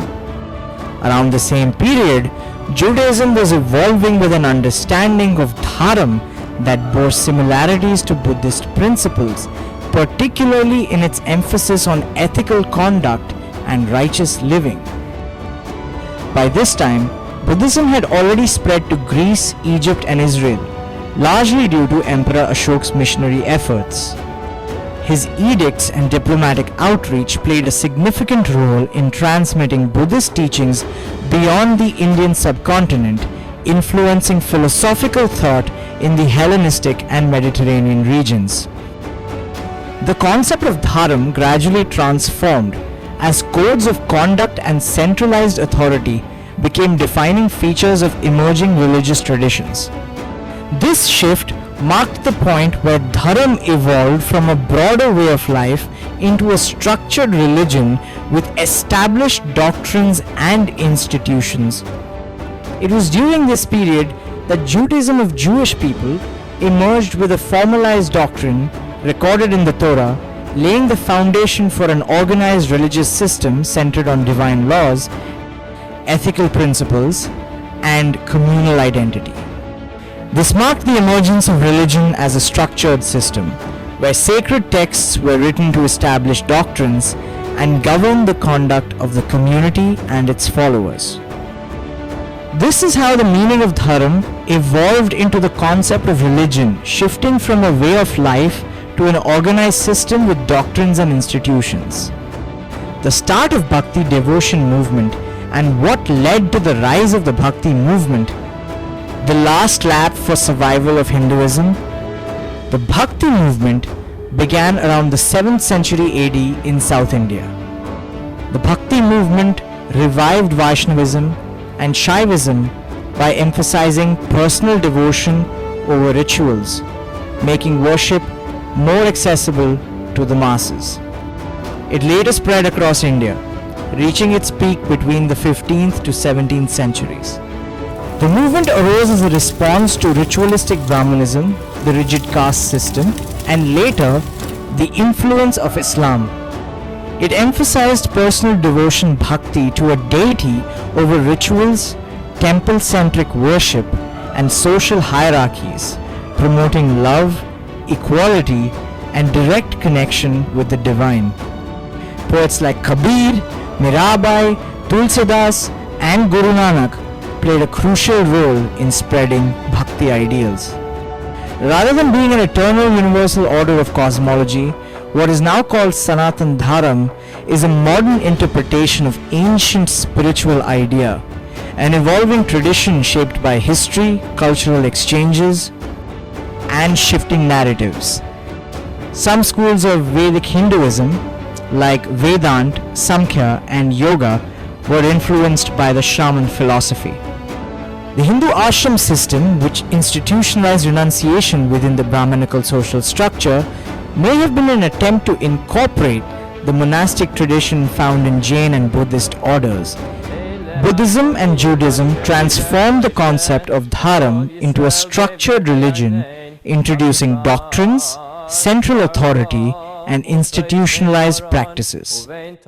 This shift laid the foundation for what we recognize today as organized religion, with Judaism later being classified under the Abrahamic religion, influencing Christianity and Islam.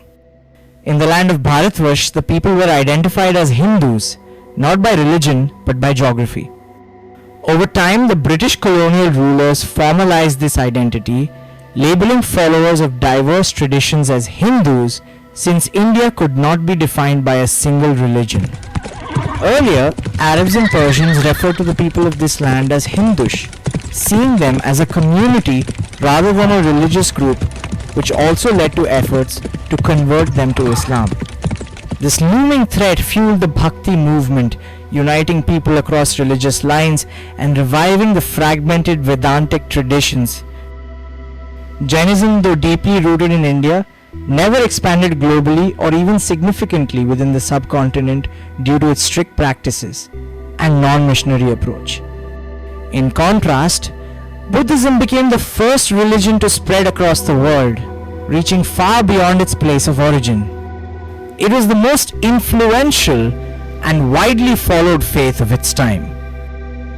Hinduism, on the other hand, remained confined to India, fearing that intermingling with other cultures and traditions, much like what happened with Buddhism, would dilute its core identity. Meanwhile, the Abrahamic religions emerging in the Mediterranean region quickly adopted key strategies from Buddhism, such as missionary outreach, sacred texts, centralized religious authority, and the ability to adapt to local traditions. Judaism, like Jainism, remained restricted in growth due to its rigid practices. However, Christianity and Islam later refined and perfected the method of religious expansion, shaping the global religious landscape. Thank you for watching. I will return with more in-depth research on religion and its hidden historical narratives. Stay tuned.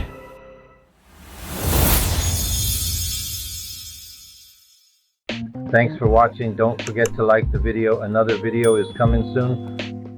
Share this to your friends. Press subscribe button and like button.